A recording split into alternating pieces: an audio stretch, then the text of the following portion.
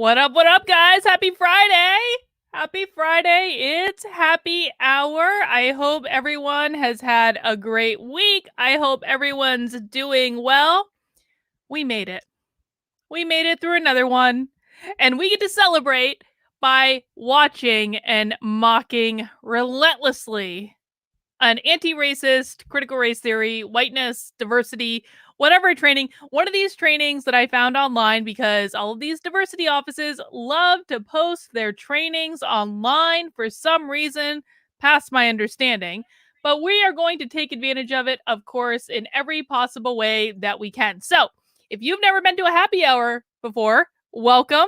We're glad you're here. I am simulcasting this right now in 4 different places. Of course, the main place I'm broadcasting on right now is my main YouTube channel, just my name. I also am broadcasting it on my second YouTube channel, Actively Unwoke, youtube.com/actively unwoke. The reason that I'm broadcasting it there as well is because I think I'm going to be moving Happy Hour over to that channel at some point in the future. Once I get people used to going there, and I just want the content to be there and to be ready to go, so I don't have to re-upload anything. I'm lazy. I take shortcuts where I can, so I'm just broadcasting it in both places for the time being. But if you are not yet subscribed to Actively Unwoke, go ahead and subscribe. I'm going to be doing a lot more content over there leading up to the release of my book about how to fight back against the woke, things you need to know about them, all sorts of awesome stuff. So make sure you're subscribed over there as well as on my main channel. I'm also, because we have some alt tech people, I'm also broadcasting live on Odyssey. I'm broadcasting live on Rockfin. And of course, we have my Locals peeps here today. We're not broadcasting live on Locals yet, but Locals did just launch live streaming, at least in beta, a couple weeks ago. So hopefully we will be in the future. Now, let's see what we have on the docket for today. Let me get my bearings here. Okay, today we are going to be watching a training called Facilitating Anti-Racist and Other Difficult Dialogues. And the reason that I chose this training in particular was because I feel like this might give us the keys to the kingdom on the techniques that these people are using in conversation. And so I think it's important to watch from an informational perspective just to make sure that we are prepared anytime we're having conversations with the woke or you encounter it in the workplace. You want to know what they're saying, what language they're using, what techniques they're going to be using. And so we can pick it all apart by watching them and just doing our own analysis. Now, of course, we're going to be drinking today. Or I'm going to be drinking today. I don't know what you guys are doing. And we're going to go through some options that you guys are going to help me pick out some beers. I've got some good ones. You're going to help me pick out what ones I'm drinking today. But before we do that, we want to make sure that everyone has their Unwoke bingo card. So if you have not generated your Unwoke bingo card yet, this is just something that we do just to pass the time. You don't win anything, but it passes the time. You want to click the link at the top of the chat or in the description. You'll get your Unwoke bingo card. Every single bingo card is unique. What we're looking for are the square or is a line, or alternatively, we're looking for corners. If you get a bingo, just type bingo into the chat. You will win nothing but bragging rights. And once we get the first bingo, we're going for blackout bingo after that, just for fun. So make sure you get your Unwoke bingo card. Every time one of these phrases comes up, you'll get a chance to get a square. All right. And lastly, of course, because I have so many of my awesome Locals friends here in the chat, this live stream and every Happy Hour Friday is brought to you by my Locals community. Locals, the only sane place on the internet. No, really though, guys, it is the very best place on the internet. You actually get to see the good parts of people, the authentic parts of people, not the tragically awful parts of people that we might see on Twitter. And if you guys missed it, Twitter actually banned Dave Rubin last night for like 12 hours for making sense, for telling the truth. And of course, he has his Locals community as his backup. Locals, of course, is Dave Rubin's platform, so we know we're always going to be safe. We know we're never going to be censored. And Dave was live streaming on Locals as soon as his Twitter ban started. And of course, we now know that Twitter kind of reversed the ban. They said, oh, it was an error. And the only way that happens is when we are able to communicate out, making sure we're keeping in touch. So make sure you join my Locals today on the call just to get in there. It is free to join. So you don't have to give any money or pay anything to join. kb.locals.com. You're going to get my videos ad-free and you're going to get to see what's going on in the community. But if you do want to support the work I'm doing, it starts at $5 a month Or if you want to be a big spender and get in for the year, it'll be $50 and that'll give you 2 free months. Now, we do have some awesome stuff coming up in locals. Actually, tomorrow, we're doing a debate club, which is going to be awesome. We're going to have 2 of my locals members have volunteered to debate each other on the topic of should we ban critical race theory through legislation. So that's going to be tomorrow at 2 p.m.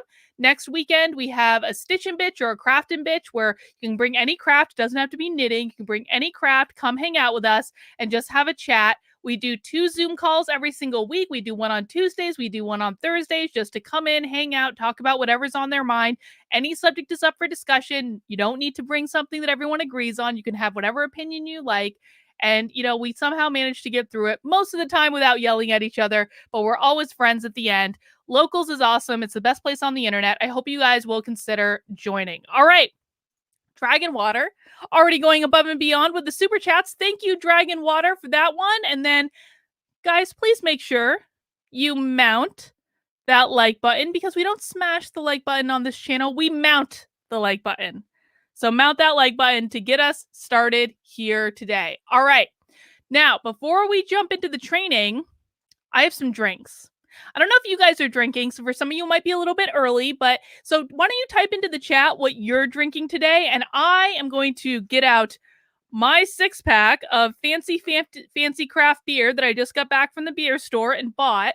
Now, I'm not going to drink 6 beers. Let's just, let's manage everyone's expectations. I don't drink that much. I will not be drinking 6 beers on the call today.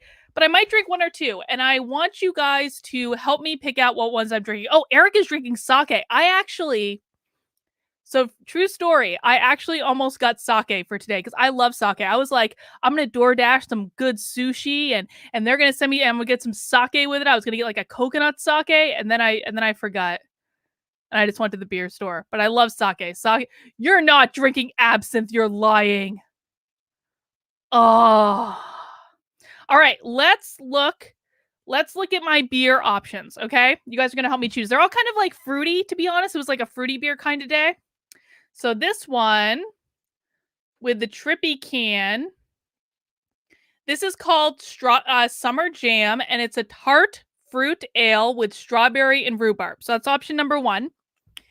And then we have raspberry Vermonter Weiss. And then we have, guys got to pay attention. I know these all look the same. Ooh, this one was, the lady at the store said this one was good. Peanut butter and blackberry jelly. Ale brewed with roasted peanuts and blackberries. I think that one sounds promising. And then we have, okay, this one, I only really bought this one because I really liked the can. Look at that can. Look at that can. It's awesome. And this is a sour with dragon fruit and strawberry. I'm going to display this can, though. That can is badass. All right, let me see. We got 2 more.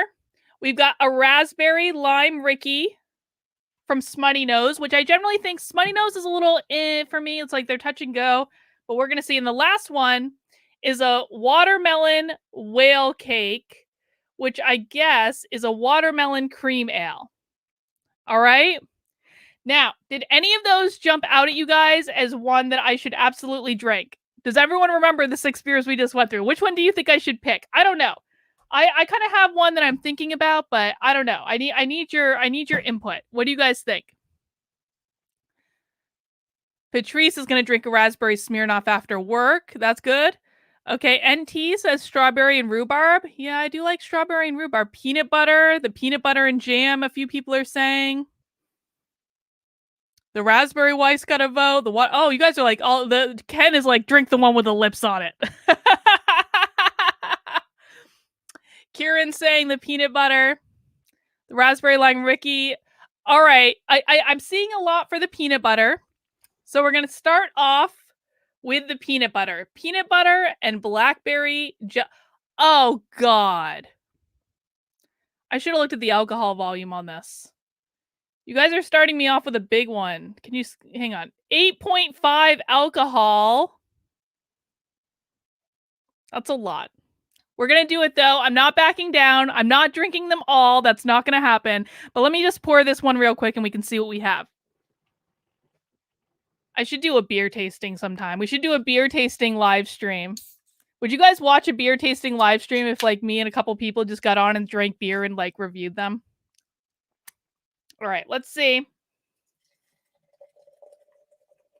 It actually does kind of look like a peanut butter and jelly. What I imagine the color would look like. Oh God, wait till you guys see the head on this. Holy hell. Look at this. Boom. Boom. That's like 4 fingers of head right there. Let's see. It smells like rhubarb. It smells like strawberry rhubarb. So you guys would watch a beer stream? Maybe we'll have to do that sometime. Cheers to all of you. Happy Friday. We made it through another week. I have to let that settle a little bit, but smells really good. So for anyone who doesn't know, so the head, this is the part of the beer where you're going to get the aroma, like how it, like you're going to get the smell from. So you always want to smell your beer like a fine wine, especially when you're drinking it out of a giant wine glass that's as big as your head. All right, let's see. I saw another super chat. Dragon Water, thank you again. May you not get cavities from this beer. Yeah, I hope not too. All right, guys, who is ready to get started with our facilitating anti-racist and other difficult dialogues trainings? Type Y into the chat if you are ready to go, and we will get started. We will watch the good stuff. Share audio. Yes, Ken, we must. That is the entire point of happy hour. Oh, I hope it pulled up the right one. Okay, it seems to have. All right, guys. Let me know if you can't hear the... Oh, the volume is pretty soft. So let me just pull that up real quick. Let me know if you can't hear the sound. Good morning, everyone. Thank you so much for joining us for facilitating anti-racist and other difficult dialogues. We're delighted to be in the space with you all today and appreciate you making the time. We know it's an early morning at the end of what has probably been a long week for everyone. My name is Chandni Patel, and I'm the Director of Global Diversity Education and Training within the Office of Global Inclusion. I'm one of your facilitators for today, along with my colleague, Monroe France, who will now introduce himself. Yes, I will introduce myself as soon as I turn off the mute button. After doing about 500 of these type of webinars or Zooms, you would think that I would be better at this point. Good morning, everyone, or evening, depending on where you're logging in from to join us for today's discussion. As Chandni said, my name is Monroe Friends, and I am one of the Associate Vice Presidents in the Office of Global Inclusion, Diversity, and Strategic Innovation, and I will be one of your co-facilitators for today. So we're just so very happy to have you join us for this dialogue. We, of course, launched these types of dialogues most recently due to the demand that we've received for providing space for people in this current moment around, as we see across our country, sort of the greater violence against Black bodies or anti-Blackness. Black bodies. Racial injustice. So what we would like to say is that hang on a second. He's an associate vice president. Hang on. So racial injustice. So we would like associate vice president for global engagement and inclusive leadership. All right. David Skidmore says beer is my anti-racism. 3 of them, and I love all of humanity. Indeed, indeed. So the card that I pointed, or the square that I pointed out, guys, bodies. This is one of the most frustrating things about anti-racist training. I hate that they refer to people as bodies. People are human beings. There's a lot more going on than just our outside, but it shows you what they really care about, doesn't it? That injustice has always been here, right? We're just getting to see it in our face up front because of the capacities to be able to film, people sort of being more courageous and a willingness to stand up, speak up, and film and document the experiences that they've had or the experiences of others. And so while this may seem new to many, this is something that for many of us who've done this work for a long time or just sort of tuned in, we know that this is not something that's new. And then of course, in the People are commenting that the bingo card is already filling up fast. Yeah, you know it's a good one when the bingo card starts to fill up within 2 minutes of the training starting. We're in for a doozy, I think. midst of the global pandemic, it has also just magnified and intensified this moment as well. And so this is, we know, challenging times. And so we wanted to create an Office of Global Inclusion, more resources to help people and aid you in your efforts as you're in your localized spaces, having these conversations around racism and other forms of sort of justice, or seeking other forms of liberation, or responding to other forms of bias and discrimination. So today, we've done our introductions. We'll have a few more sort of framing points that we'd like to make. And then we're going to dive right into the responsive dialogues guide to go over some of the principles and to walk you through the guide. We will have a moment for Q&A, but if you have questions that come up, especially clarifying questions, please put those into the Q&A box. Our colleagues on the back end, Ati and Luis, thank you very much for your support in this effort. We'll be taking those questions, and we won't necessarily answer every single question, but what we'll try Well, why our best would to do they? is theme questions Why would they together that answer are every most single related, question? so that we can respond to them from a topical approach to ensure that we get as many of your questions answered as possible. And then we'll do a close, and we'll ask you within that to do some reflection about now what? Now that you've gone through this conversation today, how do you plan to apply it? Are you guys all ready for some So reflection? just a few logistics about sort of this platform that we're using. I know that many of us are probably using all day long Zoom, Zooming to stop and answer your questions. But then we've also sorry, I'm skipping over this. There's 25 people. Okay. Captioning button, and then the captioning will pop up on your screen. It'll be a little bit of a delay over time because we're doing it in like real time, but like, you know, it is meant to be a resource for those that need it.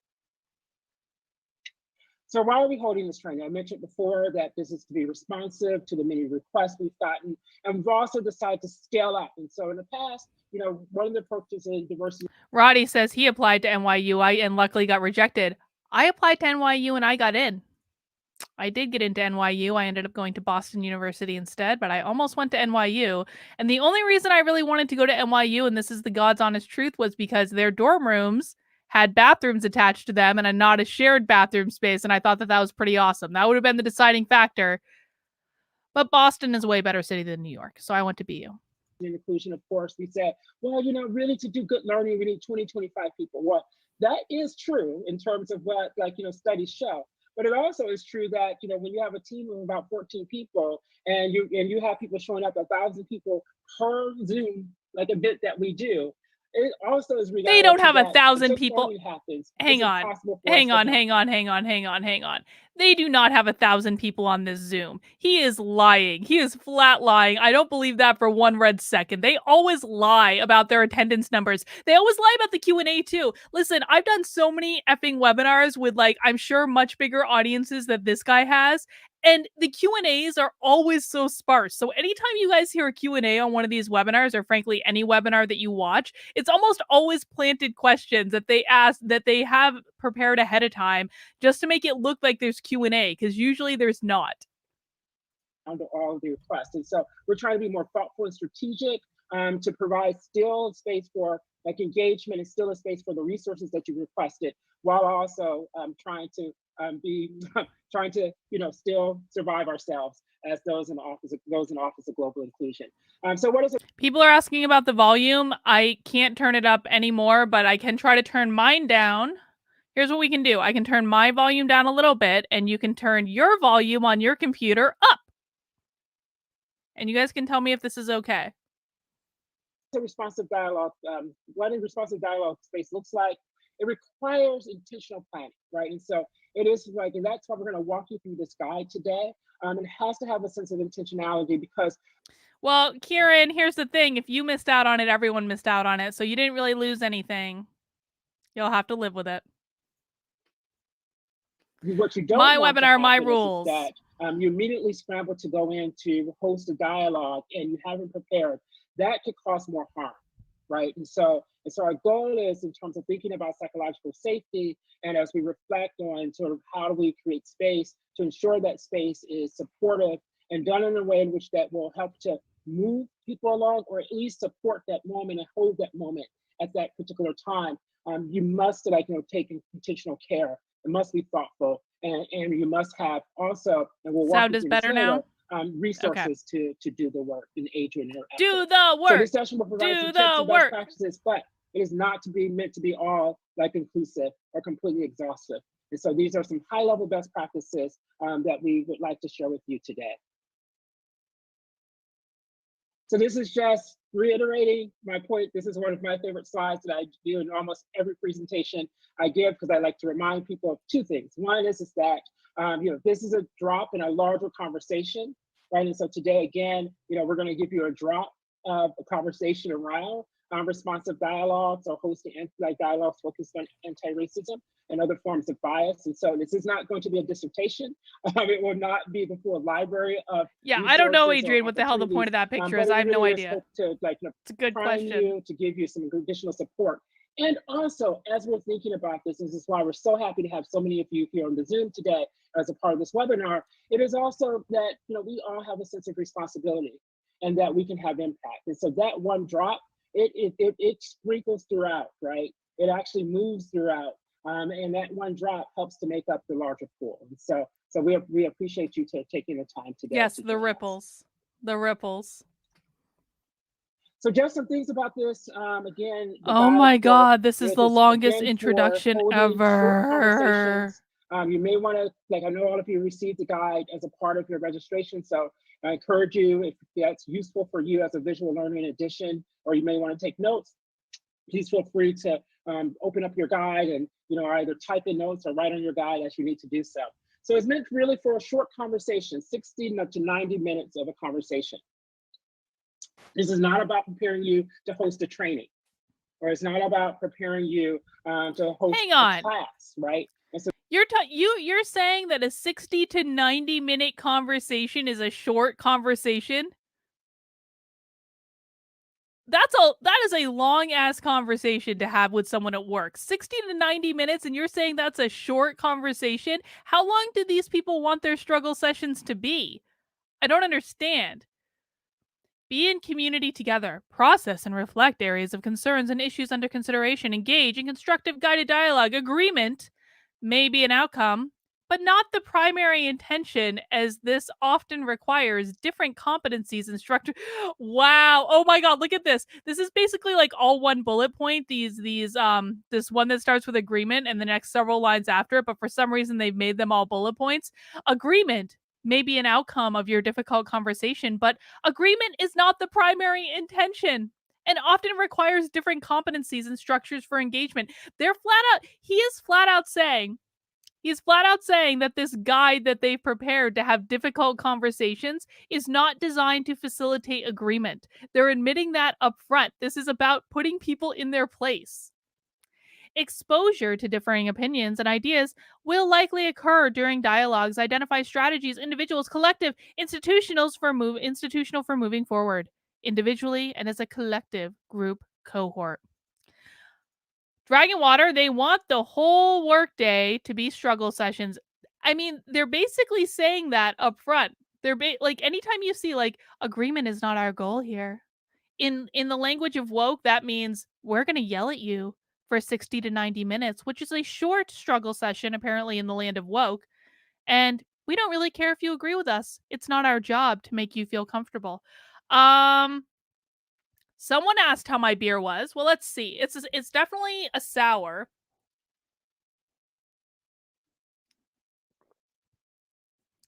I mean, it's good. I like rhubarb a lot. I'm not getting the peanut butter, but oh, this isn't the rhubarb one. This is the blackberry one. It definitely does have a hinge of rhubarb in it, though. At least that's what it tastes like to me. I taste more rhubarb than I taste blackberry. But it's good. I'm enjoying it. All right, let's keep going. So this is really meant to be a facilitated dialogue, right? That gives space for participants, for students, staff, faculty, others, to process and reflect on their experiences, or to process or reflect on a really charged incident that may concern racism or anti-Blackness, xenophobia, sexism, homophobia, transphobia, ableism, and other forms of bias, microaggressions, and brutality. It is also meant to create a space and a strategy to bring the community together, right? To bring the community together.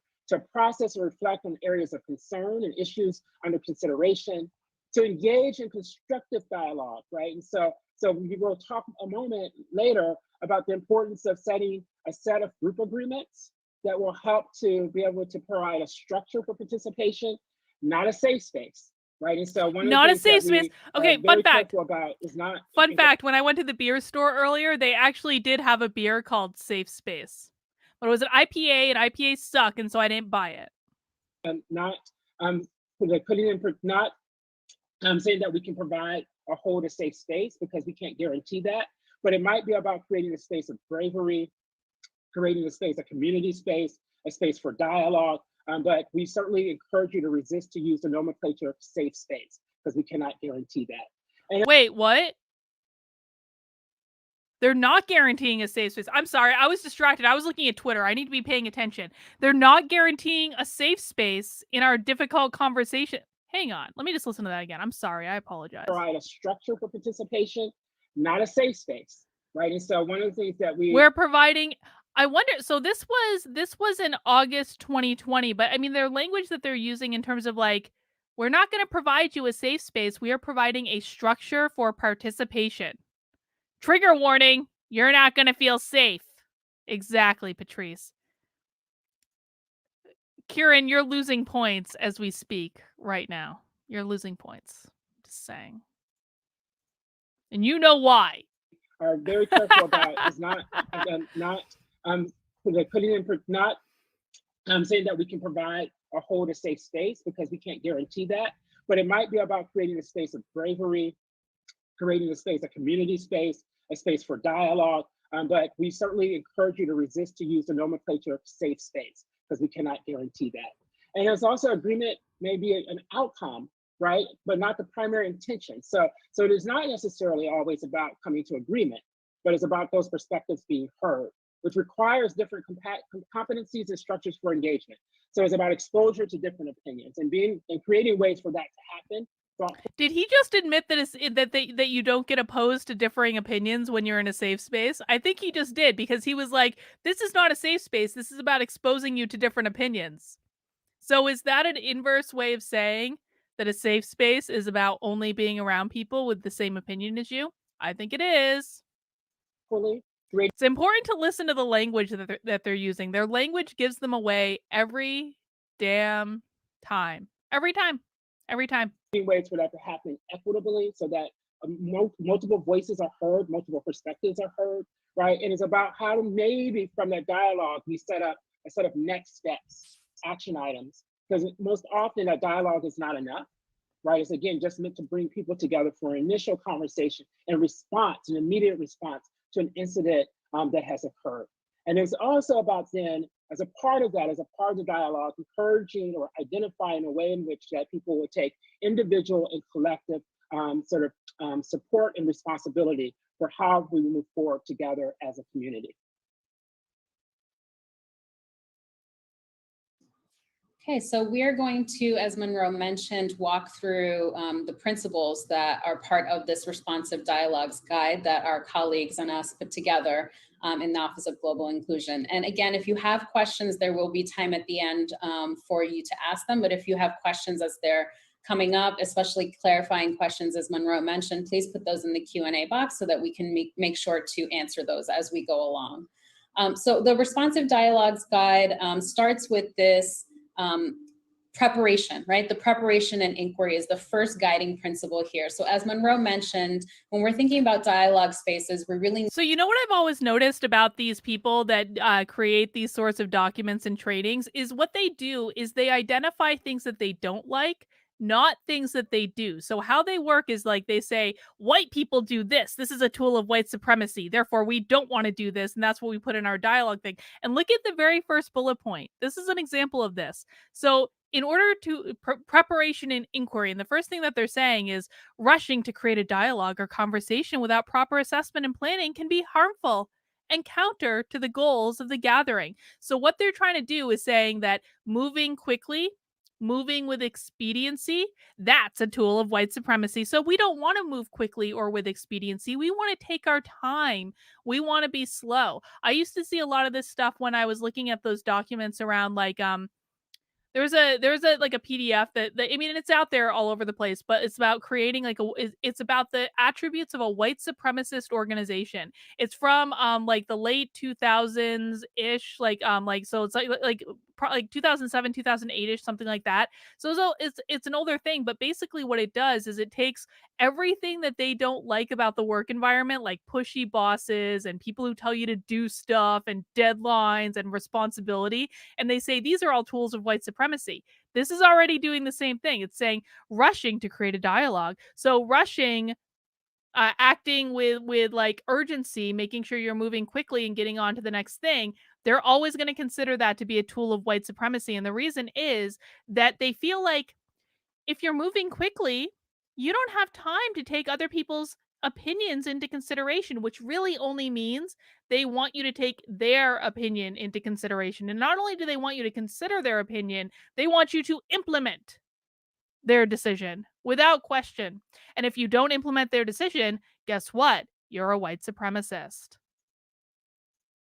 Need to spend time to intentionally plan what this space is going to look and feel like for participants.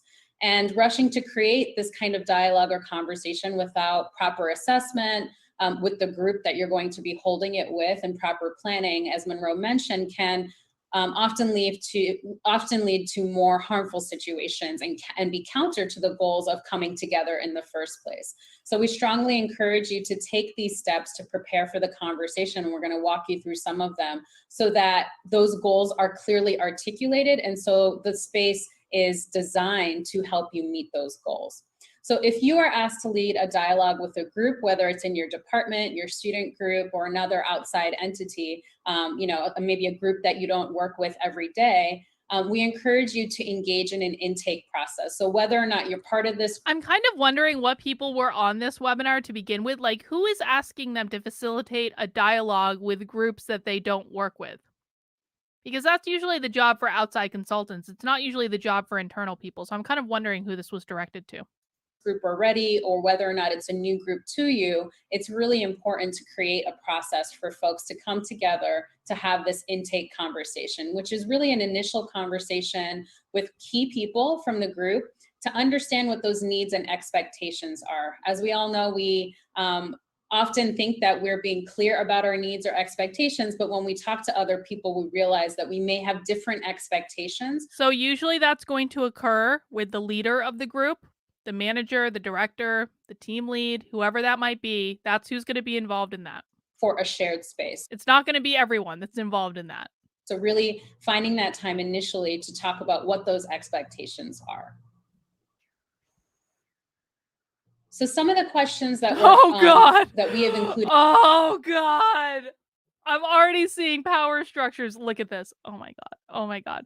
Alexander, they don't want to rush because they need the extra time to dismantle the system. Look at the very first question. What have we been talking about lately? We're going to do a little pop quiz, guys. Fill in the blank. Critical race theory is not about race. It is about blank. What do you think that word in the blank is? Critical race theory is not about race. It's about blank. Chat in what you think is in that blank for me. Let me see if I've been good at teaching. Let me see. Please make me proud. I believe in all of you. Power! Power! Critical race theory is not about race. It is about power.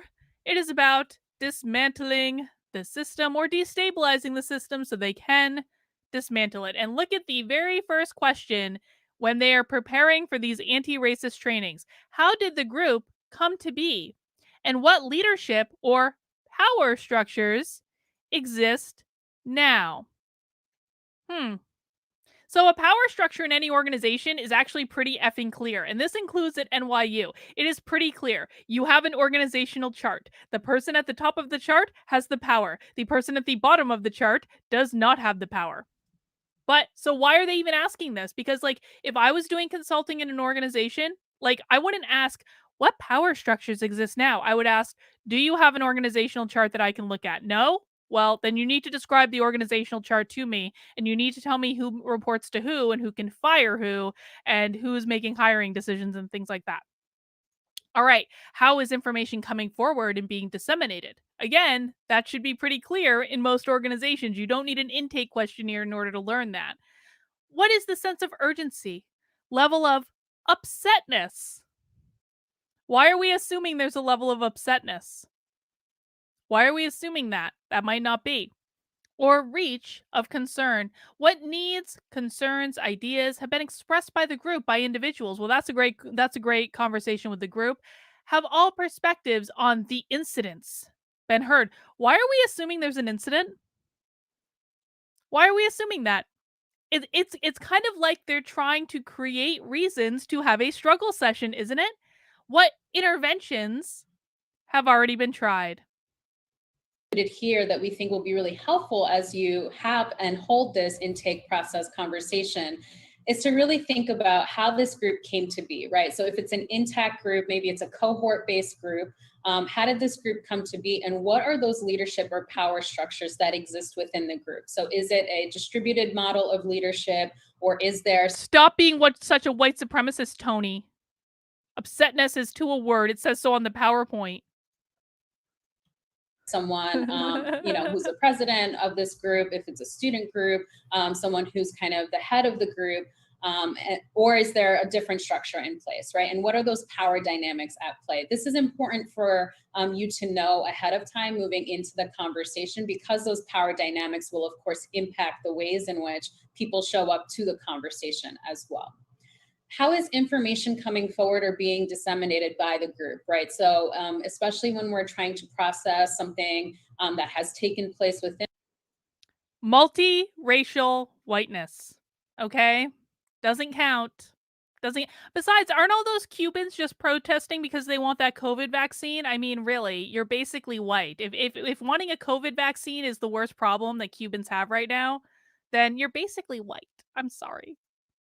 in a group, a charged incident, who has the information, how is it being distributed, and who is continuing to kind of provide that information, right?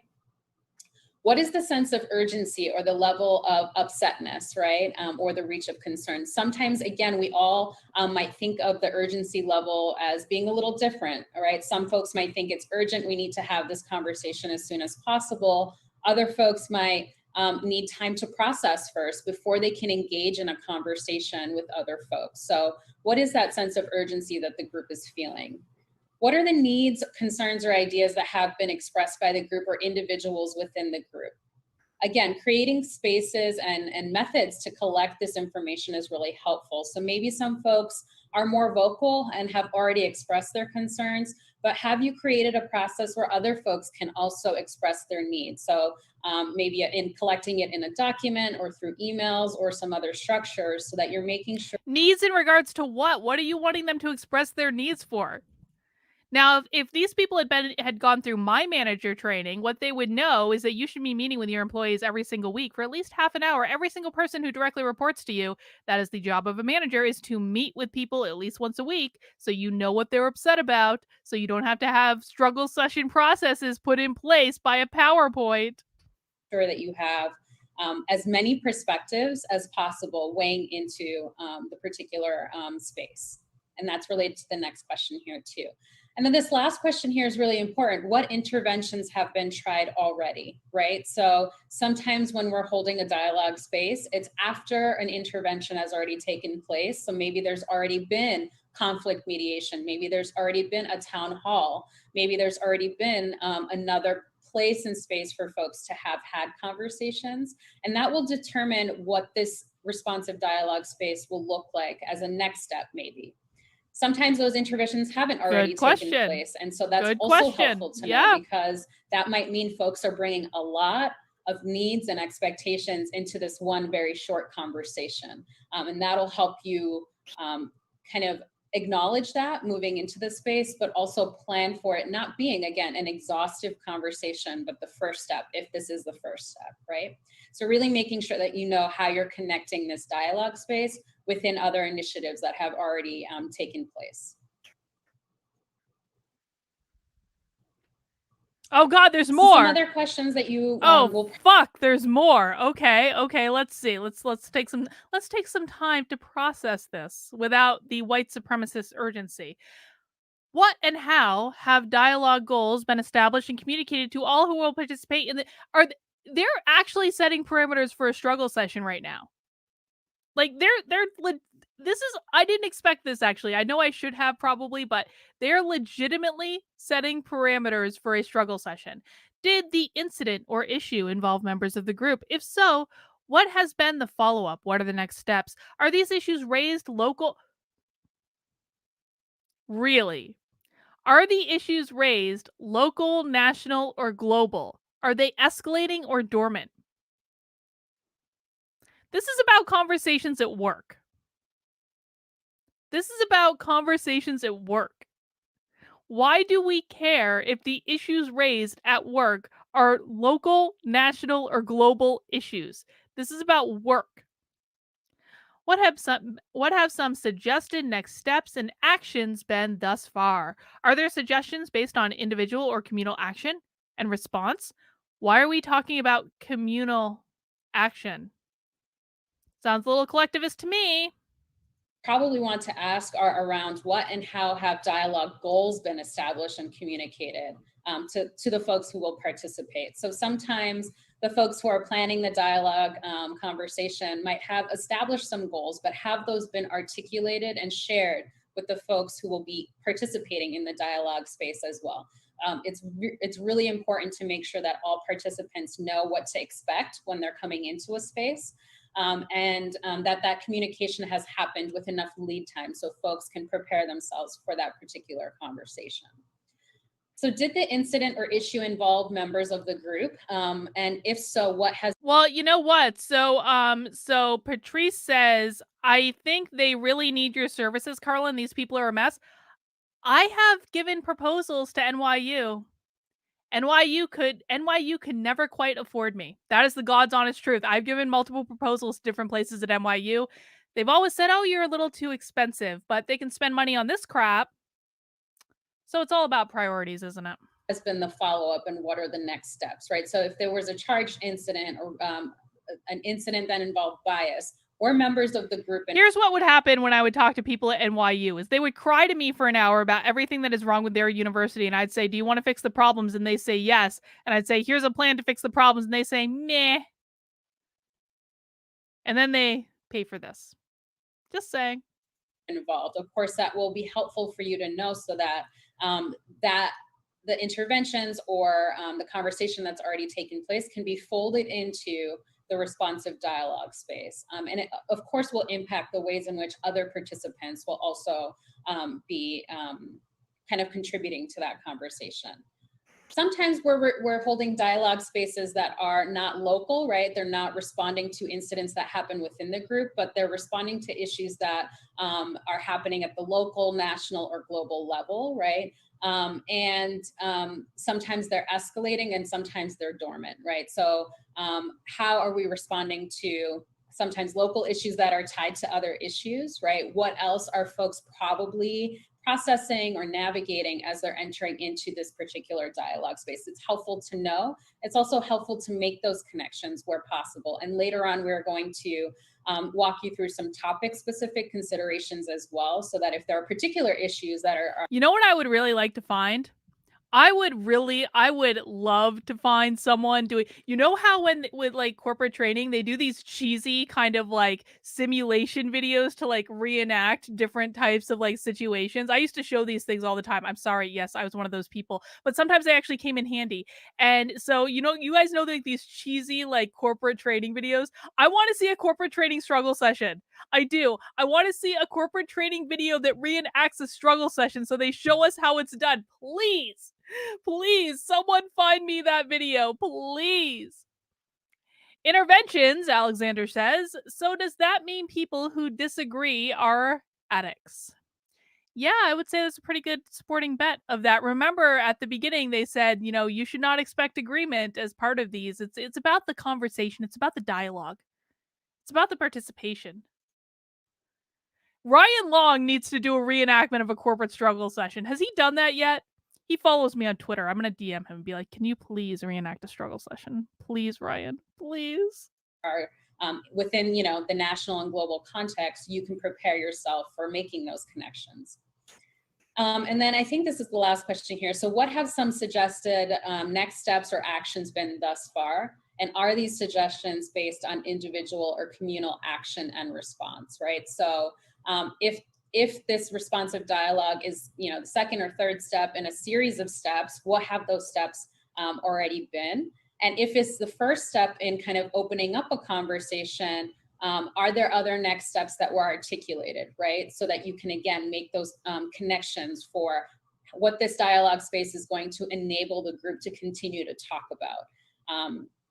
And I think the last part here around, are these suggestions based on individual or communal action, is really important, right? Because again, individuals might have distinct next steps that they're looking for, but how do we bring all of those kind of perspectives together within a communal space so that the community feels like they're moving forward together, right? And that's really key here.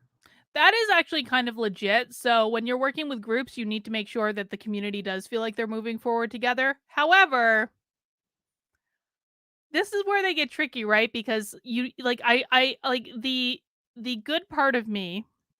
Okay, I've got like an angel and devil on my shoulders right now. Like the angel is like, Carlin, give them the benefit of the doubt. They're trying to do the right thing for the group. And I'm like, okay, I really want them to do the right thing for the group. And the devil's going, you know what they mean. They mean collectivist. And they're going to use it to call someone a white supremacist. And I'm like, yeah, that's probably true too.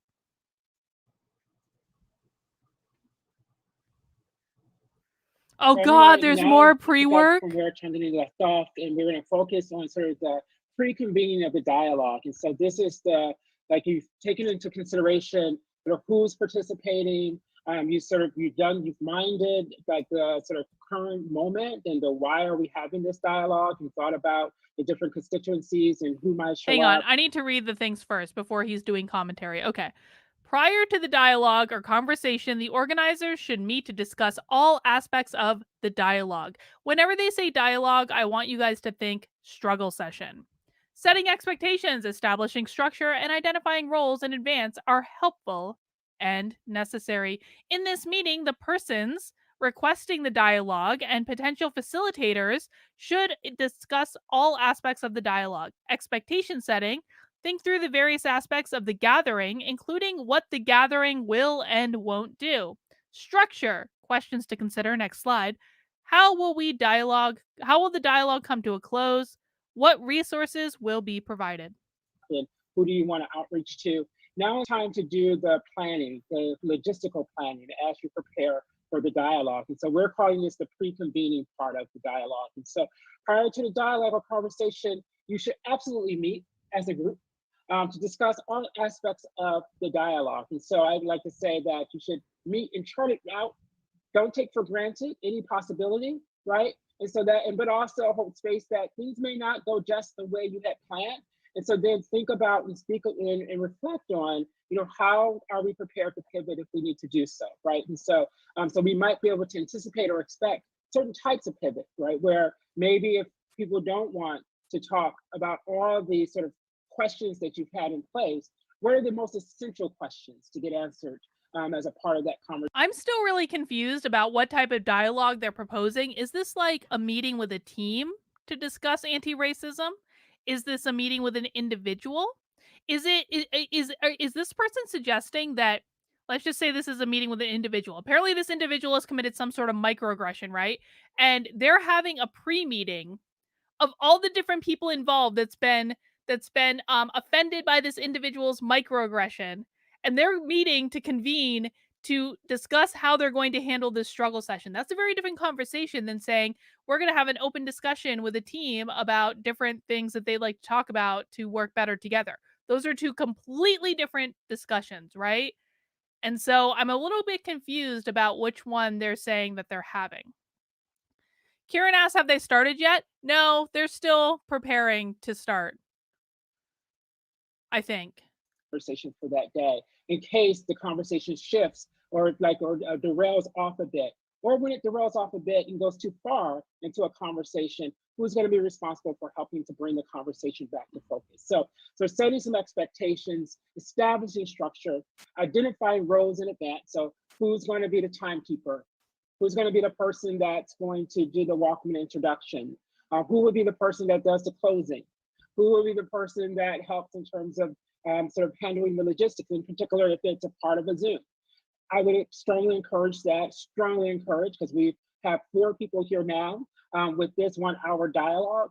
None of our programs, even the programs that are like in dialogue such as this, where we know that this is fairly straightforward, but it still has a number of logistical pieces that must also be done well in order for this conversation to go well. And so ensuring that you're have the right number of staff in place, and especially if you're using Zoom or some other sort of virtual platform, you need more than a facilitator that's there. You need at least 1 other person to help support, if not 3 people.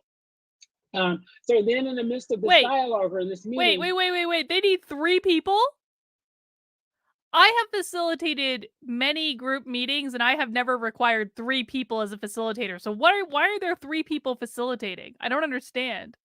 Requesting that the dialogue and the facilitators should discuss all aspects of the dialogue, right? And so expectation setting. So I did see a question because I've been kind of eyeballing the question. So I'll kind of fold this response in terms of the question around in this moment, especially in this current moment when racial incidents happen, and you feel the pressure that you have to be responsive really quickly. How do you balance that within doing the planning? So my take on that is, again, we have to get very clear about what the dialogue is about, sort of the expectations. And then also what I would add, which we don't have here, but I would say transparency is our friend. So what I might suggest is that, you say, this is really important. You might meet with 1 or 2 people that have been most impacted to get some more information. You share with the community that we're gathering more information in this moment. We know that this conversation is very important. We're doing the planning now. We will have this event X date, right? And it shouldn't be too far off. Event. So when we say planning, we don't necessarily mean take a month or 2 to plan. So because some areas and schools have been doing that across at least NYU.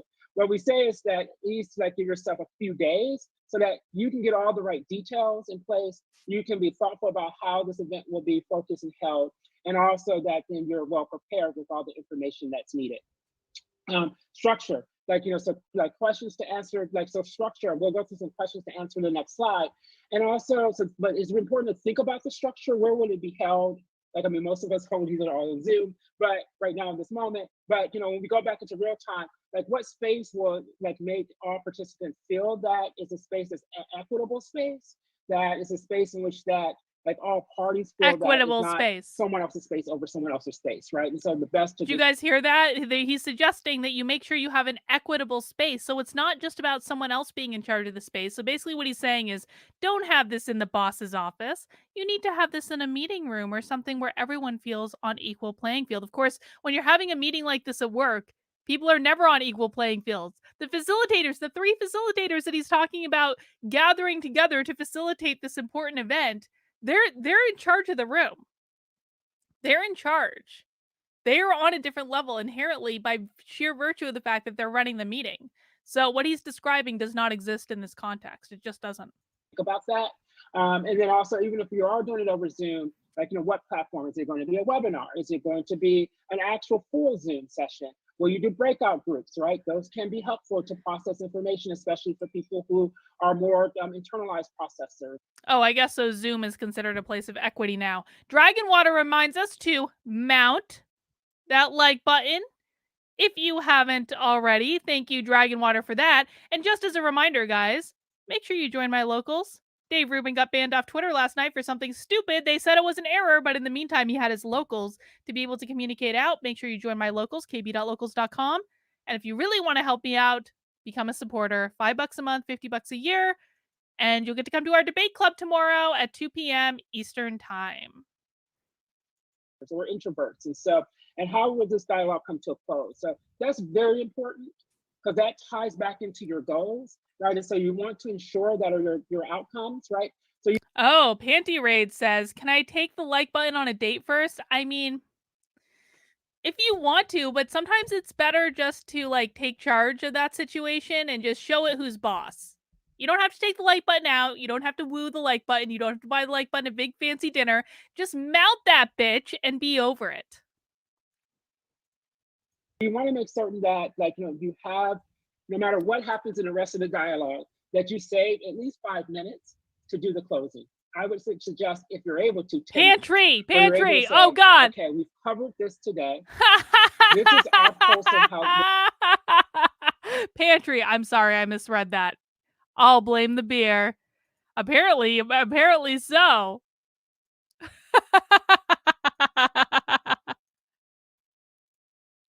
Where we are in terms of the conversation.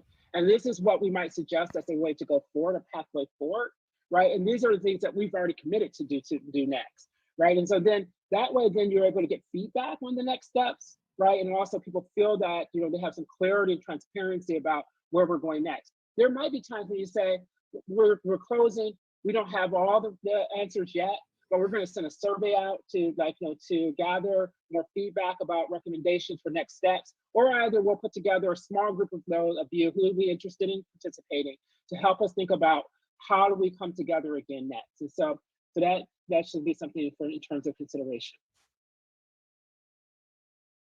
So then as you're thinking about the structure, and this goes back to sort of oh God. Foreshadowing and forecasting this, but why are there 87 slides on preparing for a meeting? This makes no sense. And now we know that pantry raids is really just trying to trick everyone. I'm just saying, caught in the act. All right, let's read our questions. Questions to ask about dialogue structure. I don't know why ask or dialogue structure are capitalized in this sentence, but okay, NYU.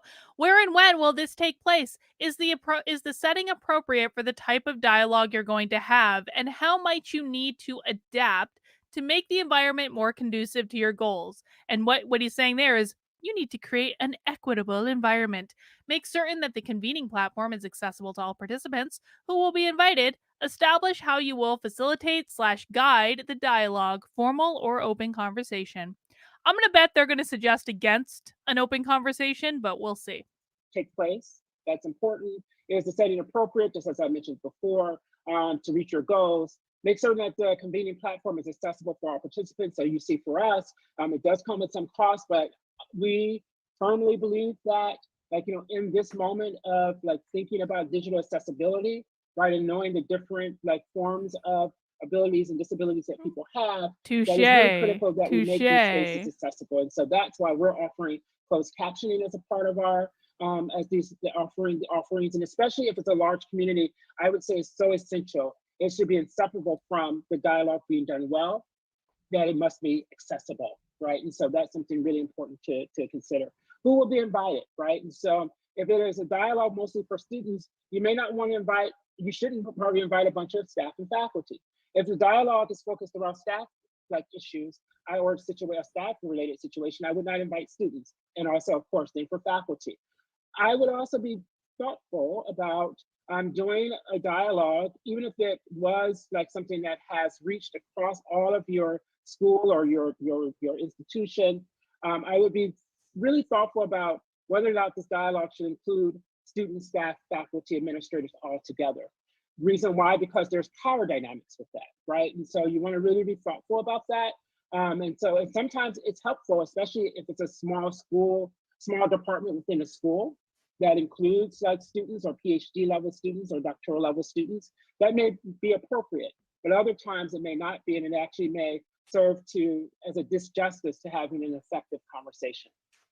And then again, formal or open conversation. And again, whatever that's going to look like, I would suggest and encourage either you state that at the very beginning of the session, so setting norms and expectations, but probably more ideal, it would be to communicate that well in advance of the session. So as you're promoting or as you're sending out information about the session, to share what the goals are so people are clear, and also whether or not this is a more formal presentation that will have an opportunity for some questions, or if it's a town hall that will be a fully open conversation with a set of some guiding questions, but generally it's really open in terms of the participation.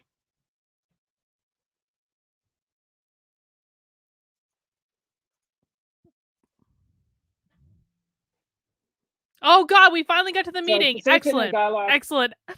Excellent. We finally got to the meeting. All right.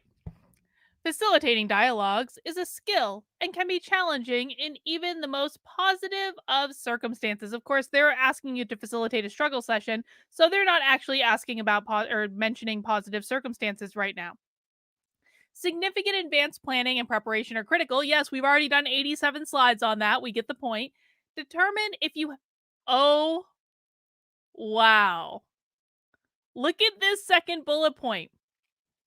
Determine if you have the emotional capacity to facilitate the conversation and hold space for all participants. I'm going to tell you guys, I have facilitated a metric F ton of like corporate like training sessions. I have never had to assess if I had the emotional capacity to do so. You know what I did? I got my shit together. I got my head in the right space the night before, and I went in and I facilitated the fucking meeting. Depending on the group, on the topic or group, you may want to seek out a co-facilitator that is internal or external to the group who can offer additional support and can offer parity in identities represented in facilitating the content. So now it's not even about what the facilitator says, it's about making sure that all identities in the meeting are represented with the facilitators. Additionally, think through the identities of the facilitators and how that might impact the dialogue. You know what that means, men? No white men facilitating allowed. Is a skill, right? And so this is where we have to really be honest with ourselves and we have to have some cognition about who we are and cognizance. And so does not mean that you have to be perfect, because I know this is where a lot of people get tripped up and they're waiting for the expert to come in. And this is why we're often called in, OGI called in to help support facilitating dialogues. This is why it's so wonderful to still have 107 of you here today. And they're wanting to learn how you might be able to hold that space and facilitate that space. But what we would say is that if this is your very first time ever facilitating a conversation, it would be really keen for you to find someone else that has some experience. Not that you would not still hold a part of the agenda that you might feel comfortable, or that is a micro stretch for you. Because stretching is good. Stretching is important. We need this moment where people are creative. Naruto says, in this chat, we mount the meeting. Well, fun fact. So the reason that we mount the like button, and I actually did a video on this a while ago, but the reason that we say mount the like button on this channel instead of smash the like button is that several years ago when I first started working with Joshua, I actually was facilitating like a day-long management training session with like 25 different people. I hadn't facilitated a group this big in like it was like an 8-hour facilitation. So don't talk to me about a 60 to 90-minute conversation. I facilitated fucking 8-hour conversations with 24 people in the GD room. But this was when I hadn't done one that big or that long in a while, and so I was like nervous about it. And I was sitting on a beach in San Diego just talking to Joshua, and Joshua was trying to give me like a pep talk, and he said, Carlin, when you go into that room tomorrow, you mount that room. You mount that meeting. That is your room. That is your meeting. And I did. And we've been using the mount nomenclature ever since. But it also, I think, is important so that, like, the dialogue is successful. Oh, God. Can you visualize me being in one of these meetings? I would not be able to control my facial expressions. I would be completely unprofessional. I'll tell you right now, completely unprofessional. And so being able to, again, think about sort of the roles that people play and bringing in a partner or a co-facilitator that maybe has more experience in holding that space or more experience in content. So you might be a really skilled facilitator, but then it's an incident around race or sexism, and you bring in a faculty member that, like, or like a researcher or a colleague that is like, that has a great depth of knowledge around racism or sexism. And this is an area of research or expertise for them. Determine if you have the emotional capacity, right? And so that's really checking in with yourself, because one of the things that I would say is not good for a facilitator to fall emotionally apart during the session. Not that it's never happened, and not that none of us have ever been triggered. We don't get upset. And that's, again, why you might then, because sometimes we can't anticipate that. That's why, again, it's great to have a co-facilitator, because then that person can step in when you're no longer like emotionally able to be in that space. No, fake news, Ken. Fake news. I was not. I had just had some fish tacos though and a few beers at the bar on Pacific Beach. I don't know that beach in Ocean Beach in San Diego. There's a bar right there. They have really good tacos, and I probably had a few beers. I remember this. The beer was Cali Creamin' on Nitro from Mother Earth Brewing Company, and it was amazing. And to hold the space in a way that you can stay neutral. And then depending on the topic or group, you may want to seek out a co-facilitator. I talked about all of that, so we'll just move on from that. Oh, no, the one thing I would say about that though too, is to think about the identities of your co-facilitators. So if it's like, I shouldn't say it's obvious, but you may notice that that Chandni and I hold different identities, right? Different identities around gender, different ethnic, racial identities, that we have different roles within the Office of Global Inclusion as well. And so that comes with a sense of intentionality about how we decide to co-facilitate together, because what she says may resonate with someone because of shared social identities, or what I may say because not, right? So or just the ways in which that we share our experiences come into play when it comes to facilitation. So just being mindful and thoughtful about that as much as you possibly can. So then the last thing I think I will say is that, the different roles, going back to this piece around conveners, the person that gathers people, and often that might be the person that within those communities that is trusted, right? I know at this point that it probably is not appropriate for me to convene students. You think? I don't, on a daily basis, work as closely with students any longer. Do I still work with students? Yes. Hang on. It is not appropriate for any university professional to convene any student in a struggle session. Let's just be very clear about that, as associate assistant vice president for whatever the hell. It is not appropriate for anyone to be convening students in this manner. That would be grossly irresponsible. But with most of our, unless you are one of the top student leaders, as a president of a student club, or you're the president of student government, it's rare that I'm interacting on a daily basis with you. That's just real at this point in my career and what is called for me for my role. So then I would ask Chandni or ask Leah on our team to help convene the students. Does that mean that I would maybe help co-facilitate depending on what the issue is? Yes, it could be possible that I might be one of the co-facilitators depending on the topic and what's needed, or I may be a person that's there to either help close or talk about why this is important in the beginning, to set tone and to show commitment from OGI and leadership. But we are halfway through this session right now, and they still have not gotten to how to run the goddamn meeting. Does anyone else have anything else they want me to react to? You can put in a request, because we might get through this and I might not have much to say because they haven't even talked about the damn meeting and how to have an anti-racist conversation. I will react to anything.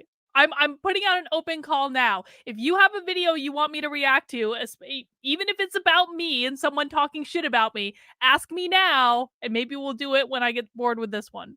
Convener is very important because that creates a sense of trust and buy-in. Facilitator, again, establishing group agreements that we have a set of group agreements that we use that we're happy to share. If they're not on our website, I can't remember. And then also that sort of facilitators has guiding questions available for the conversation. And so in our guide, there's some examples of that. And then you should just think through, and that could be working with other partners to identify what. Wait, I don't know what this is. I don't know. Black Hammer? I don't know what that is. You guys got to give me if you want me to react to something, I need a specific video, please. Questions that we think are most important and central for this particular conversation. And then finally, a closer. And that is a skill, right? That is a particular skill where someone is able to take sometimes all of these disparate ideas, bring them together and say, okay, this is what I see we've accomplished today.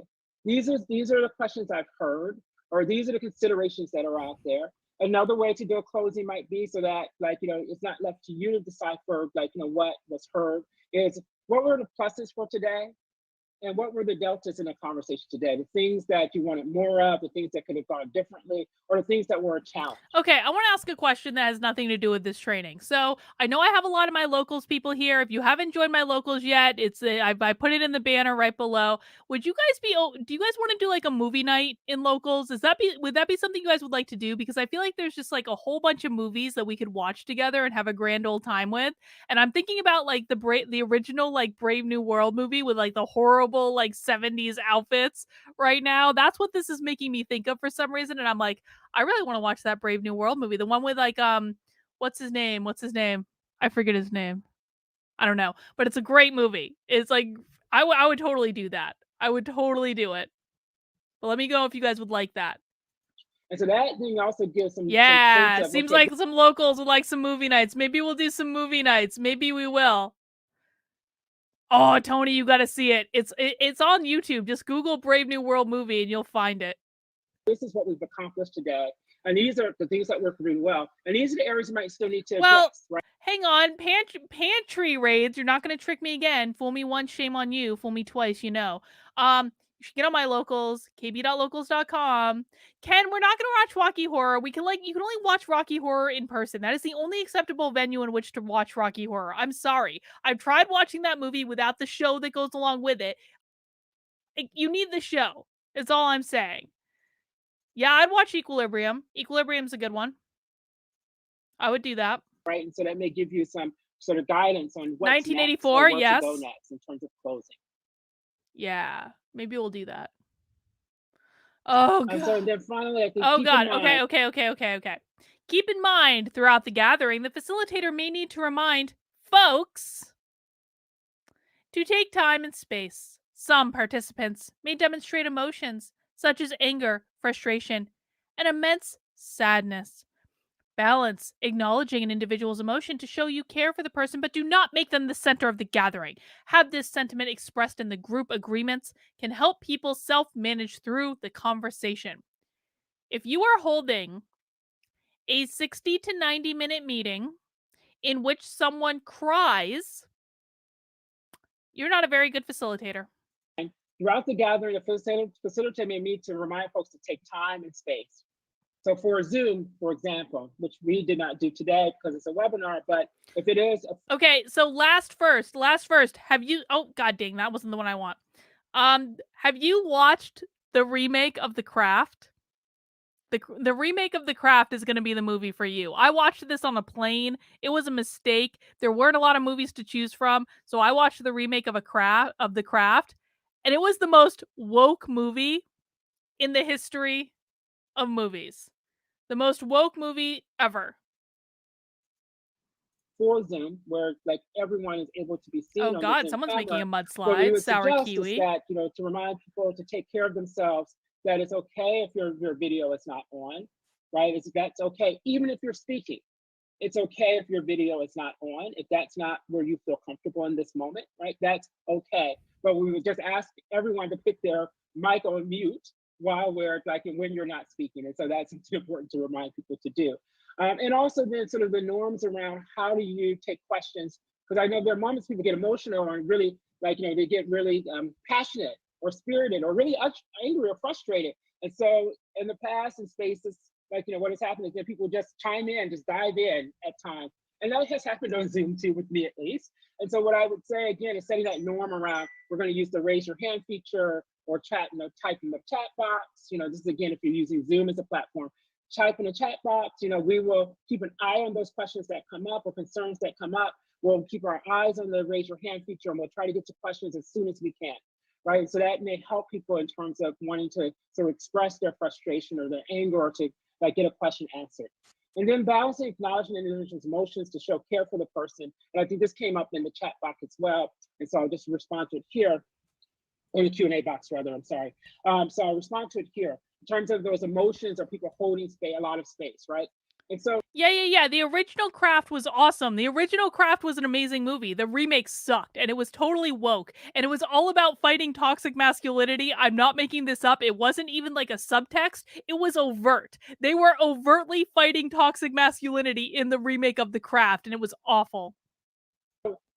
this is why group agreements are really, really critical, because you can lean back into the group agreements, right? That, you can say, just want to remind all of us that, what we agreed on is that this is a space where we're going to have balance of voice, that we're going to hold the space that is equitable for everyone. And so I know that, there are some really strong emotions around this particular piece of conversation. And I think that's fair. And so you acknowledge it.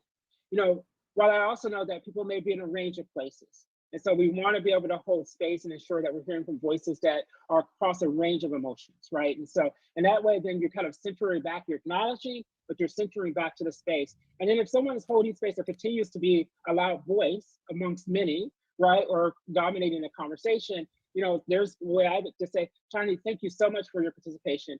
We've heard a lot from you today. What I want to now do is open up the space to hear from others as well.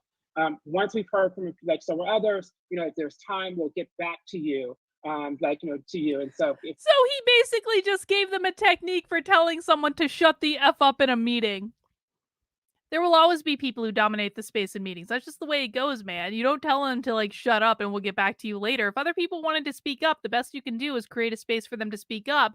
You give them the opportunity to speak up. If they choose not to, it's the way it is. It's the way it is. We can and that's just a reminder of the group agreements that we put into place. And then you move on, right? And then you pivot. I didn't mind the first, so people in the chat are talking about the Sabrina remake.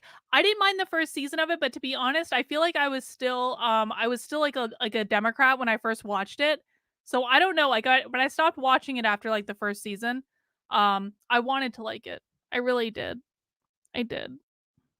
Right. And so and I think, again, that transparency, you're very concrete, you acknowledge the person, you didn't minimize their participation. You actually, you elevated and said, we've heard a lot from you today, right? So you acknowledge that, but then you also acknowledge we must move on and hear from other voices. And so that may be another way to kind of sort of balance the conversation and balance voices.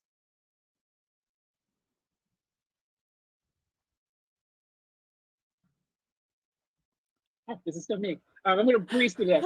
So topic-specific conversations, we know that there are a wide range. And what I would just say across all... Let's just have a reminder really quickly that NYU is one of the most expensive private schools in the country. Racism, brutality, and state and institutional... Why are we talking about state and institutional violence in the work environment? Transphobia and homophobia, disability and accessibility, immigration, solidarity! Solidarity. This is a bingo card in and of itself.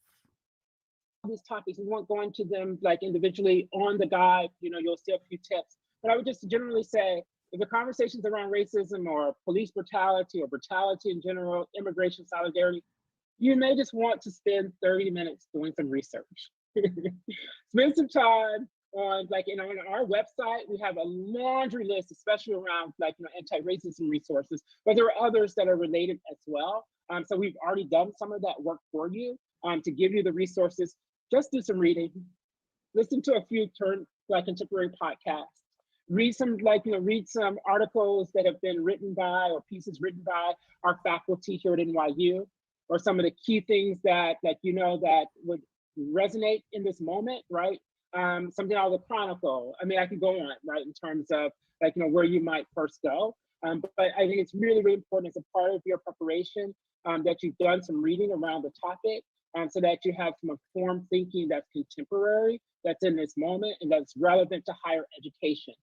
That's relevant to higher education. Oh, it has to be relevant. Okay. Oh, fantastic. That's relevant to, I don't know, arts and racism. That's relevant to, so you go by discipline and topic, right? Or by arts and racism. Are we having a struggle session about arts and racism? Because I thought art was supposed to evoke emotion. Maybe I'm silly in this expectation, but I thought art was supposed to evoke emotion. And sometimes you want to tackle concepts that evoke emotion. I'm just saying, I'm almost done this beer. We're going to have to pick out a second beer. It's definitely an 8.5% beer. I'll tell you that right now. Woo! I'm basically already drunk. This bodes well for you guys. Community and topics. So if it's based on students, what are the ways students are experiencing COVID in this moment? Or Black. And all I've had to eat today, Adrian, is an avocado toast. So meh. Students experiencing COVID.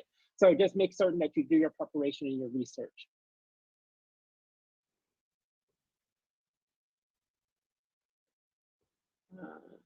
looking through this. Oh yes, okay. So I've already said this, but just to reiterate, this is a moment in a large historical context. Oh God. Right, and what we're finding is that. All right, hang on. Another caveat, because we are only 38 minutes into an hour-long presentation, and they have not yet told us how to facilitate a meeting.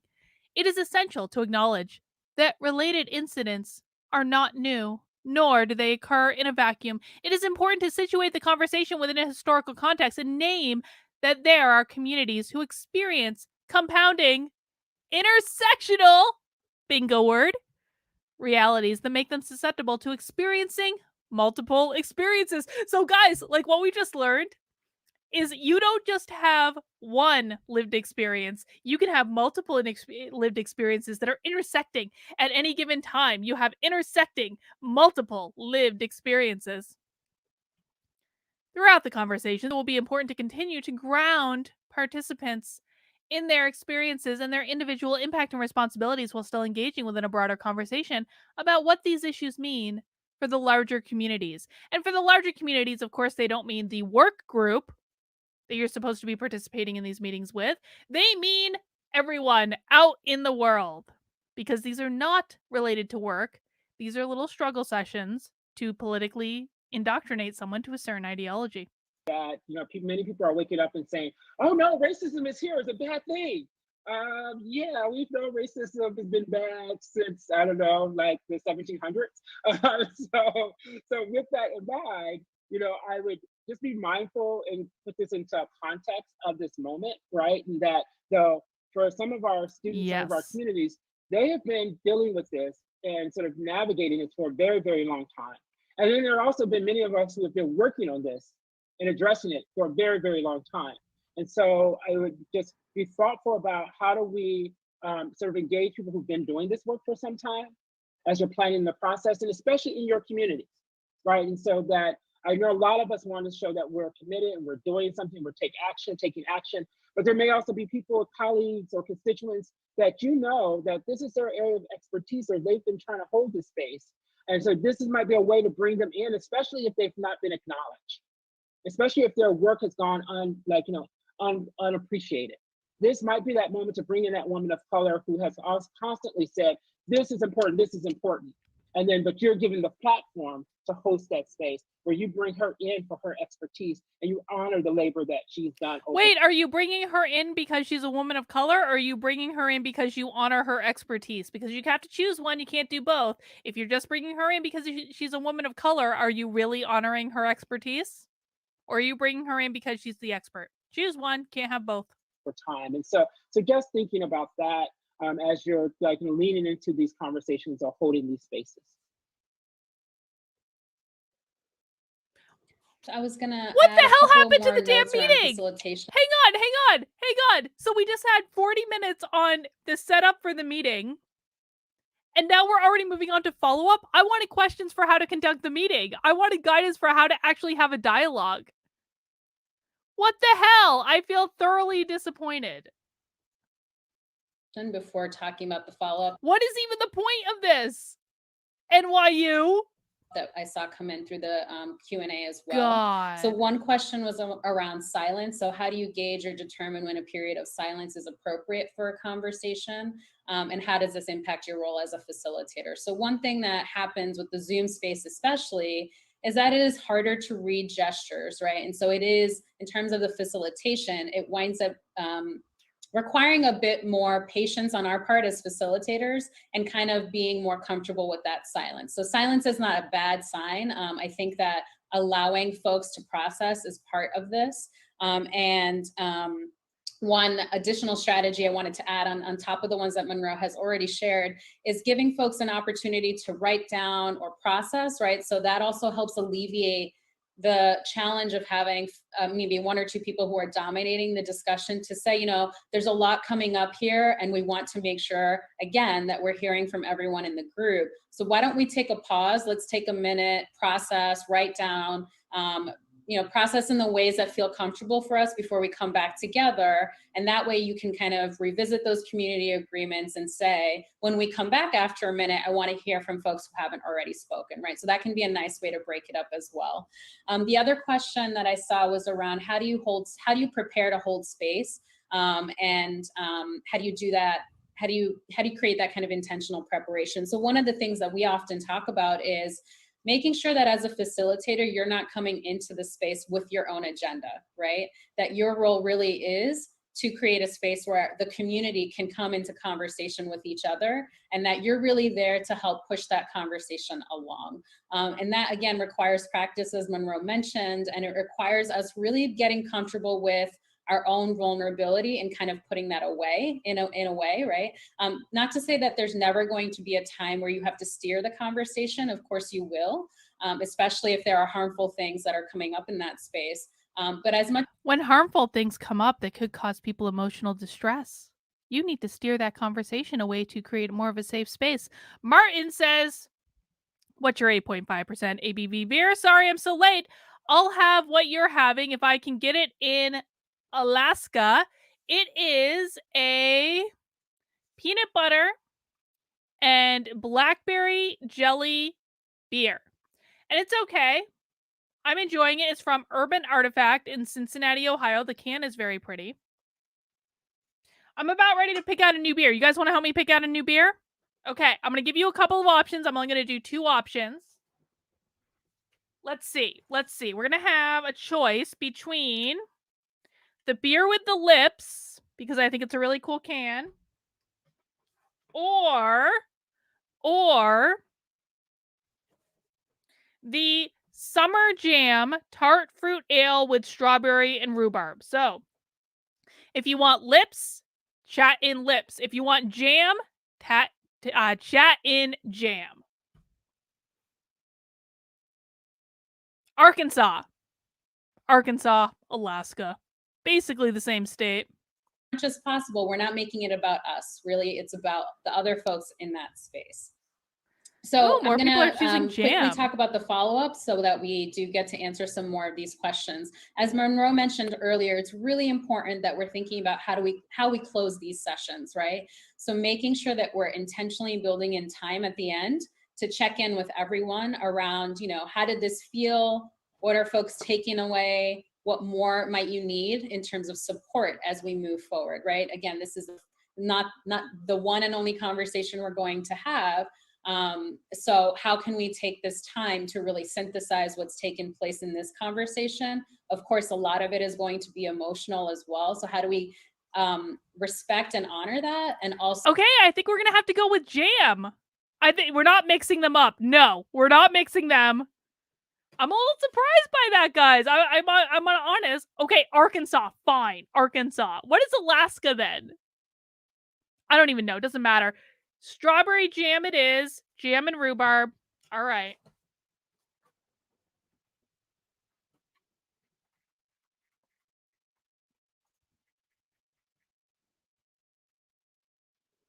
What is the ABV? Like the questions we should have. 4.5%. It's much more manageable. Yeah, that's what I thought. I thought AK was Alaska. That's what I was saying. So what is Arkansas then? It's AR, right? Yeah, so that's said AK. I thought AK was Alaska, and you guys made fun of me and said it was Arkansas. AR, I was right. I was right, and I just want credit for being right, okay? I was right. God. Jesus. Can't please anyone these days. So check in with folks in terms of how did this go? After the gathering, you might want to check in with your contact if it's not you yourself, right? To ask how did the group feel, right? Were there ongoing concerns that were raised? Were there new issues that came up? Do you think it went well? And as Monroe mentioned, you might want to survey or collect thoughts in some kind of more systematic way, especially if you have a lot of people, right? So especially for larger groups, it can be hard to know. You guys are gonna love the color of this. How did this feel for everyone in this space today? This is why we often do recommend. Oh my God, you guys are gonna Dragon Water. This is why I love you, Dragon Water. Carlin was right. She usually is. That is the correct answer. All right. You guys are going to die over the color of it. Oh my God. The head on this is so big. The head is so big. Oh, I haven't even finished pouring it yet. Look at this. Look at how pretty that is. That's like 5 fingers of head. 4 fingers of head at least. Look how pretty. It's like pink lemonade. And it smells like strawberry. Keeping it smaller as much as possible because it's easier to gauge, but sometimes we have to have larger conversations. So how are we going to continue to check in with folks and see what more they might need? And then a follow-up conversation is important, right? So if you're gathering information in terms of what more support might folks need, the worst thing that we can do is to never follow up on that, right? So if you're collecting that information, if we're being intentional about these dialogues, follow-up is key so that we're reiterating to the community that we're invested, that we're committed, that this is part of a larger strategic. You and every man here, Tony. You and every man here. Guys, mount that like button while we're at it. Planning, right? That it is a large part of a larger commitment that we are choosing to make together. So really making sure that if that's done in a timely way as well, right? Give yourself the time to go through the data and go through the reflections and process yourself, but don't wait a month before you're getting back to the community around here's what came up and here's how we're going to move forward. Even if it's just saying, we have a lot of information we need to sort through and we will get back to you, just making sure that you're continuing that conversation. I feel like our beer conversation is much more exciting than this facilitation. Q&A now. Oh my God! That came in already. They didn't even talk about how to have the damn meeting. These trainings suck. We are running into sucky trainings. They don't even talk about how to run the damn meeting. That's like the whole point of this entire affair is how to have the meeting. And they're like, we're going to skip over the struggle session entirely. Wow. All right. Well, let's listen to the Q&A.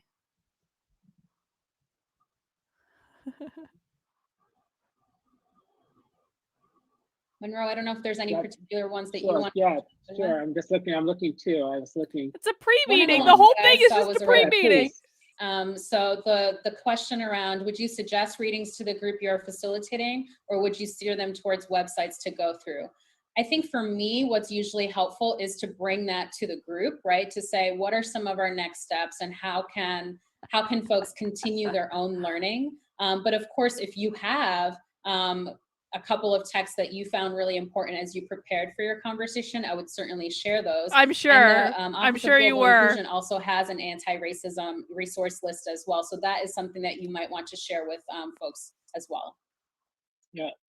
Then I saw a question too about sort of populations, like that one of the schools has a very large population and hosting its dialogues has been challenging.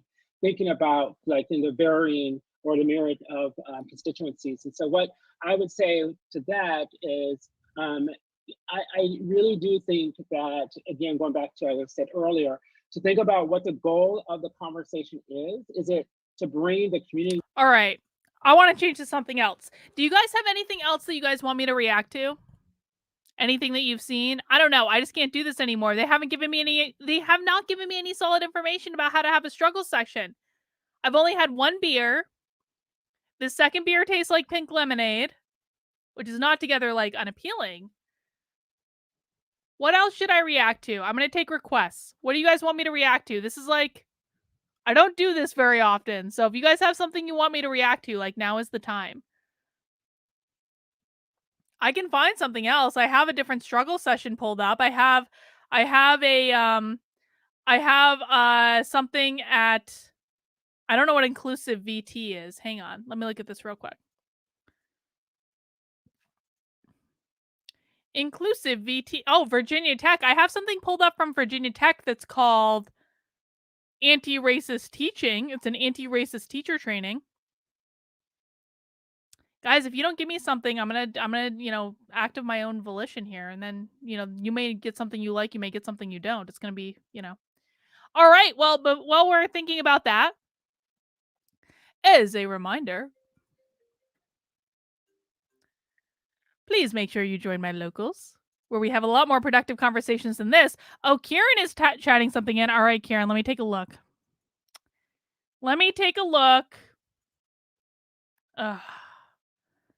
Dang, hang on.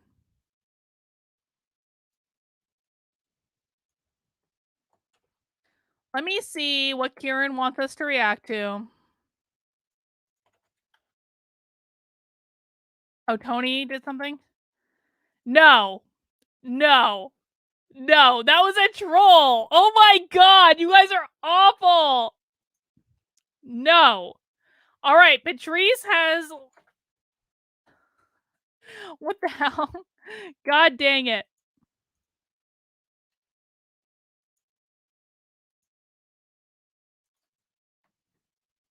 Ugh. Patrice, I can't copy that one for some reason. I don't know what's going on.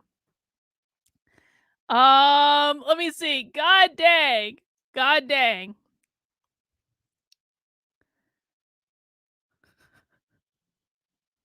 Kieran, that was awful and you're a horrible person. All right, what did Tony chat in? Let me see.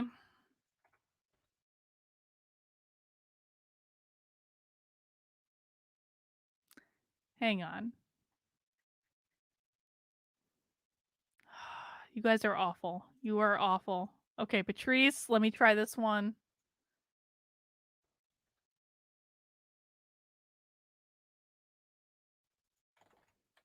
Yeah, that's coming up funny too, Patrice. I'm not sure about that. All right. So why don't we okay, so I have this. Hang on. I don't know if this is any good, but we'll give it a try. Chrome. Share audio. Okay, so I have this from, it's called Unfinished Conversations, Anti-Racist Teaching. Do you guys want to watch about how to be an anti-racist teacher and see what we can learn? Six Semper Tyrannia says How to Train a Dragon was better informative because actually taught how to train a dragon, which that training session failed to do.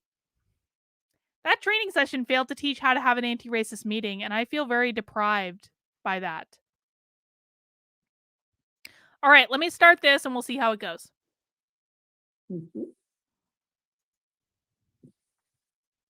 Welcome to conversation on the topic of anti-racist teaching. I am Michelle DeRamo, Assistant Provost for Diversity Education in the Office for Inclusion and Diversity. It is NYU my failed pleasure us. We'll to see if introduce Virginia you to Tech does three better. colleagues who are joining me in this conversation. Anthony Kwame Harrison is a professor in the Department of Sociology with an appointment in the Africana Studies program. He also holds the title of Edward S. Diggs Professor No, you don't, Dragon in Water. Humanities. No, you don't. Hello, Kwame. We look forward to hearing from you and your many years of experience. We also have Rosanna Bro, an assistant professor in the Department of Psychology, as well as assistant director of the Child Studies Center. She is also director of the Calmer Lab. And Calmer, do you want to tell us what Calmer stands for, Rosanna? That's coping skills and learning to manage emotions readily. Excellent, good. And we also have Jacob Lane, an assistant professor in the Department of Food Science and Technology. And Jacob has done a lot of an assistant professor in the Department of Food Science. I'm sure he will have a lot to say about anti-racism. Look at his, does he have a man bun? It looks like it's pulled back. It might just be very short. Professional development, and hopefully will tell us about some of the interesting assessment work he's done that we feel is relevant to anti-racist teaching.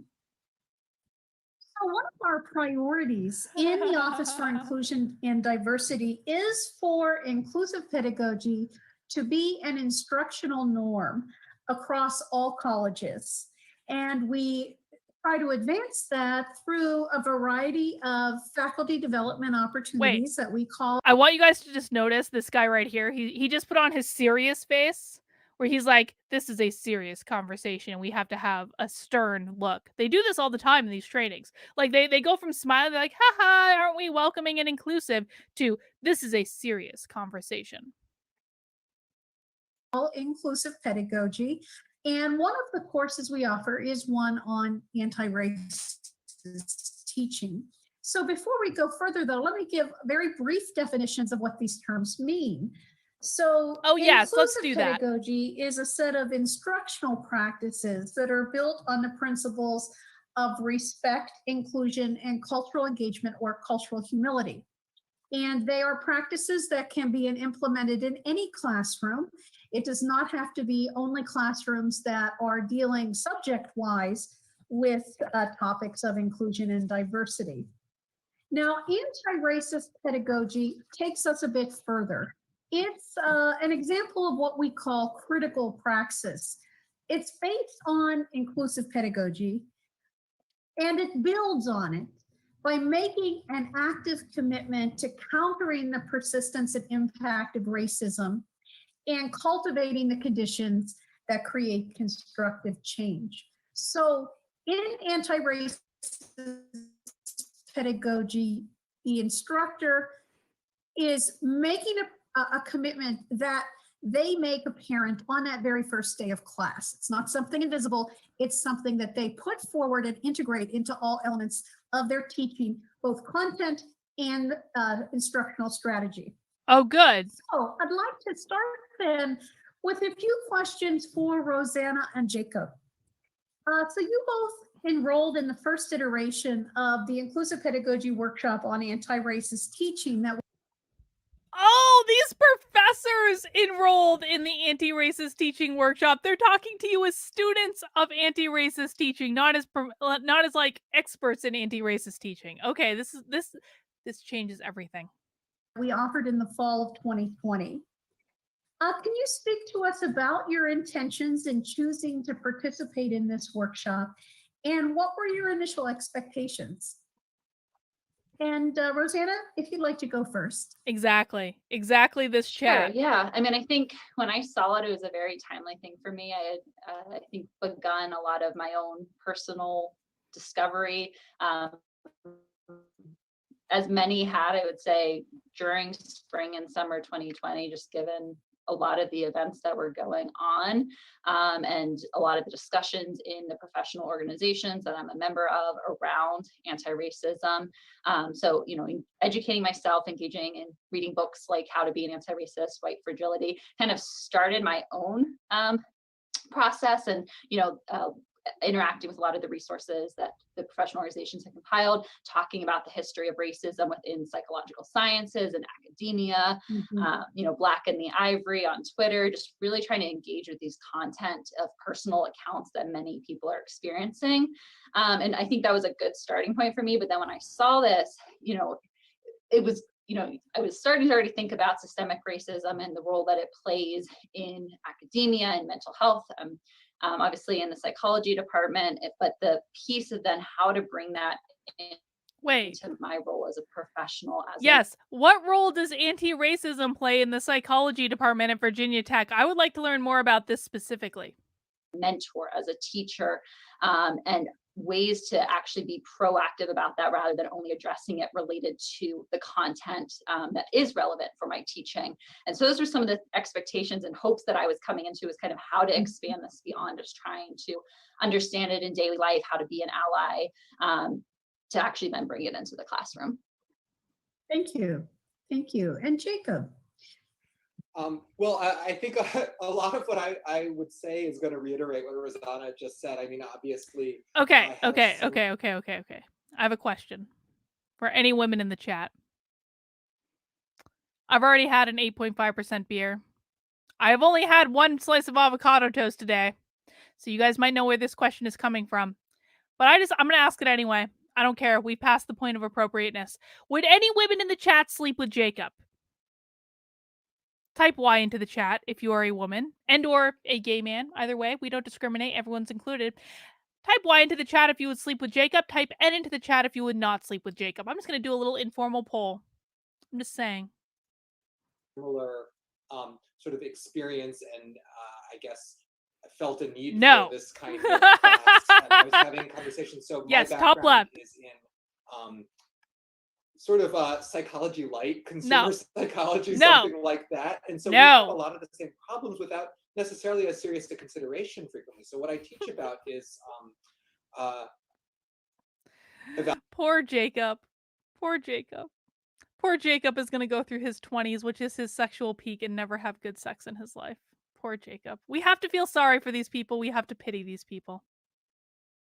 evaluating foods, evaluating the way foods taste using human subjects. And so we're dealing with people, and we kind of have this idea of abstracting human experience away from humans, which Yeah, he might be like, gay, but I we don't think men would really sleep with see a him either, to problem be with in honest. my discipline very much until like maybe very recently. And I think there's a lot of ways that can lead into all these areas that Yeah, you guys are right. He very well could be gay, but like, you know, I mean, I think it works either way. Okay, so I know I have gay men in the chat. Would any of the gay men sleep with Jacob? I'm guessing not. perpetuate racist and other sort of assumptions about people and practices. And so I started having conversations with my colleagues that are very similar to what Rosanna was just saying. Oh, look. I'm realizing that I didn't. Oh, look. Dominatrix theories strikes again. I'll tell you guys about that sometime. Necessarily. Some of you know. I had been sort of previously aware of and sort of tangentially concerned with these and thought, oh God, you know, that's not good, but didn't really make any actions to change those. I thought that this was an opportunity to try to do that. So those were sort of my expectations for helping to ameliorate those and sort of do that, as you mentioned, professional development for myself and try to understand how I could be, exactly like Rosanna said, a better ally and sort of someone who maybe rather than just being aware, maybe try to take some kind of small action. I'm not sure, as I think we'll talk about, I'm not sure how successful, at least in the intervening time I've been in that. That's still something that I'm very much working on, but those were my hopes. Great, thank you. So I a couple of questions that. See, here's the thing. I feel like the amount of soy boys that are out there now, like if they've thrown my gaydar off. I used to always be able to identify gay men very, very clearly. I can't do it anymore. I can't. Like some gay men have a certain energy about them where it's like a wall comes down. They're like, no to anything woman. And I understand that. But like guys like him, I genuinely don't know the difference. Is he just a soy boy or is he gay? I don't know. I mean, I suppose it doesn't really matter anyway, but. That dealt directly with some of the content in the course. So one of the first modules, and by the way, for those of you who are unfamiliar with this workshop, we moved everything online in the fall. And so this was an online on Canvas and pretty much self-paced, although we did have one Zoom meeting and Jacob and Rosanna were a part of it, which is why I asked them because they had so many good insights. But in any case, the first module of the workshop attempts to give voice to the experience of being a Black student in a predominantly white institution. So it's not just here's what the research says, but we really wanted to hear from students themselves. And so I drew upon 4 products of student activism. One was a video by students from the UCLA. I just want anyone watching this video to know that the people in the chat are even worse than I am, okay? You guys are so bad. You guys are much more deviant than I am. I'm just gonna say that right now. And I don't want to be blamed for encouraging you because I think you all got there on your own. In the meantime, mount that like button, people. You know what's up. Come on. School of Law, who were a part of the awareness campaign where they raised issue over the underrepresentation of Black, Indigenous, and people of color in their program. It was like maybe 33% or 33%, but a very small number. The other was Dragon Water super chatted this in just because he knows I show all super chats on the screen regardless. You know, the gay men know what's up. I'm just saying, the gay men know what's up. Thank you, Dragon Water. A video with students from the I2 and Harvard photo project that spoke back to the experience of being devalued and having their presence on campus questioned. So a lot of times the students would hold up a placard where they're talking back to some sort of a microaggression that they experienced. There was also a letter written by a medical student, LaShira Nolan, that gives a personal account of what she wishes she could say to her professors. And this was written right as the COVID outbreak was occurring, and The people's COVID. lives were upended by that. And then finally, a spoken word poem called Black Bruins by the poet Cy Stokes from when he was a student at the University of California, and reflecting on not only representational diversity, but also institutionalized racism that he experienced there.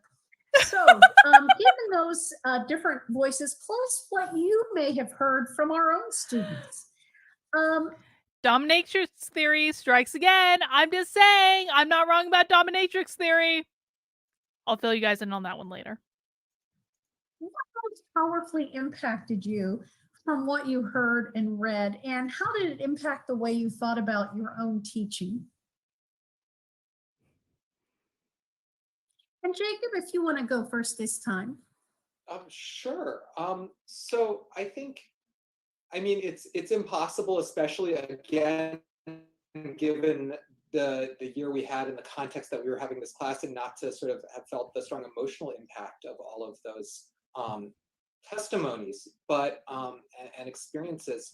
But I guess the thing that stood out to me the most is, I think, like many academics, like many white academics, I come from a background that is sort of structured to make me feel like I fit in, right? I mean, that's the very definition of privilege, but it's not so privilege. Ding, ding, ding. It was a very good way to make that privilege apparent, and in dealing with sort of thinking of my own students, both students of color. I agree, Dragonwater. I feel like I remember Jacob from somewhere. I feel like it's going to hit me partway through where I remember Jacob from, but I feel like I agree with you. But also students from all kinds of diverse backgrounds in our department, and trying to kind of understand in the small interactions I have with them, kind of trying to get them to conform to my expectations. So first, I think you mentioned I'm an assistant professor, so I'm a relatively new professor. And so it really helped me reflect, especially, I like to think I have been becoming overall, unrelated to this, more empathetic to my students and understanding of where they're coming from. And I think this was very helpful to that process of sort of changing from this idea of, I was simultaneously enrolled, and so I'm going to use the language of this, changing to a growth-oriented teaching mindset, sort of trying to understand what my students were trying to get out of this class, rather than how I can make them conform and perform to my expectations, if that makes sense. And so I think all of those resources were really helpful for seeing all of the different ways that I wasn't seeing my students, and all of the assumptions that I was bringing to them initially that maybe were not fully appropriate or justified, or that were unconscious on my part. Thank you. Yeah, I definitely would echo a lot of what Jacob was saying in terms of, I think, that growing awareness, which, has been there, of recognizing my privilege and recognizing the support that, I have had in my own educational pathway, and that is a privilege in and of itself. And many of the privileges afforded to me throughout my life to get me to where I am, and recognizing that that is not the case for many of our students. I think the other thing that sounds so obvious when I state it, but that just was so clear from hearing these testimonies, was the burden that is placed unfairly on Black students. The fact that only so Black many students, and I would huh? say BIPOC students broadly, Oh, feel BIPOC, this need BIPOC, to ding, keep ding, it ding. together, to hide their emotions, that they're experiencing, despite truly needing support and a safe place to be able to voice their emotions, get support for these difficult experiences that we're all going through, but that are disproportionately impacting our BIPOC students. What experiences? This premiered on February 19th, 2021. What experiences are they talking about? What experiences are they referring to that are so difficult for all the BIPOC students at Virginia Tech? Virginia Tech is not like, a gimme school. It's just not. What are they talking about specifically? Look at her face. Look at how stern.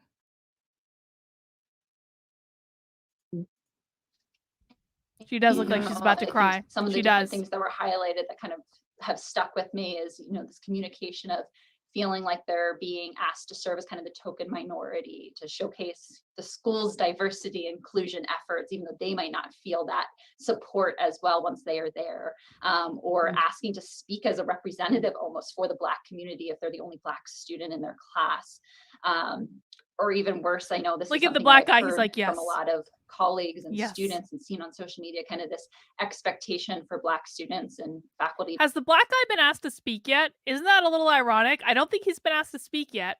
Why haven't we heard from the Black guy yet? I want to know his opinion. To educate their white colleagues and peers on what their experiences are like with racism and discrimination. I think all of that is some of the things that have stuck with me. I will say, in many How ways, racist? this unit How probably racist are they? impacted my mentoring more than My my teaching. God. And I think those go hand in hand. But really, I think some of the I feel like they're being emotionally violent to the only Black person on camera right now.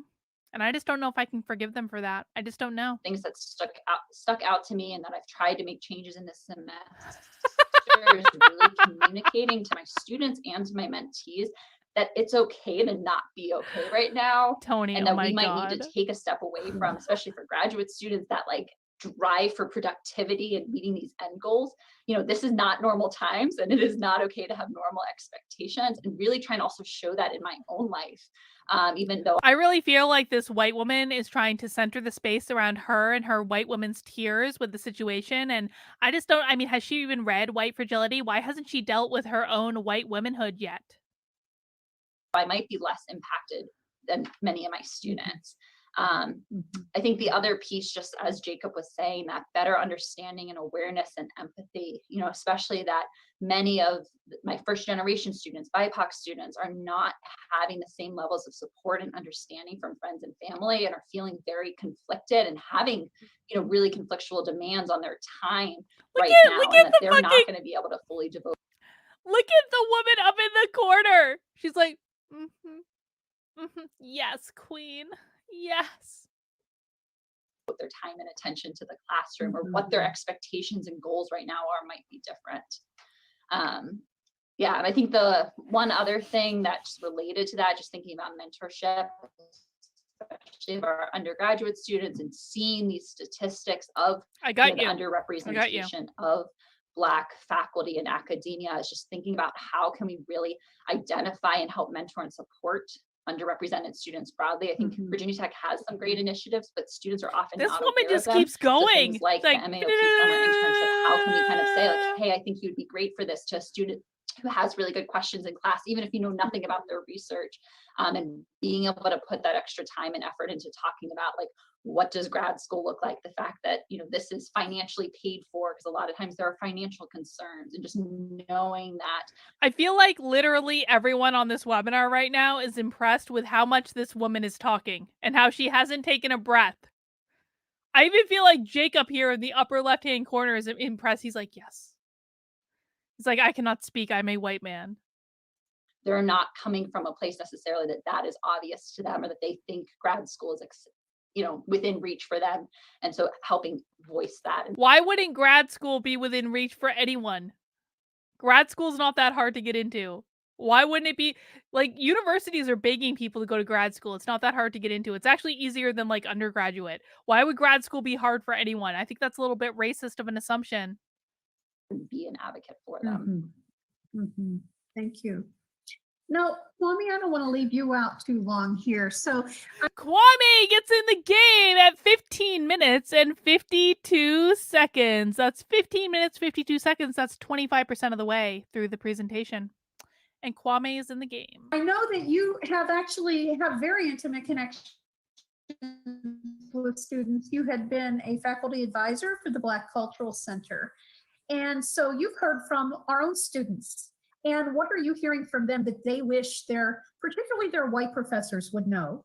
Is it true that grad school is easier to get through though? I mean, it's shorter. It's the same as undergrad, except you're doing more focused work, but I think it's easier. Dragon water, the power of earth. Yes.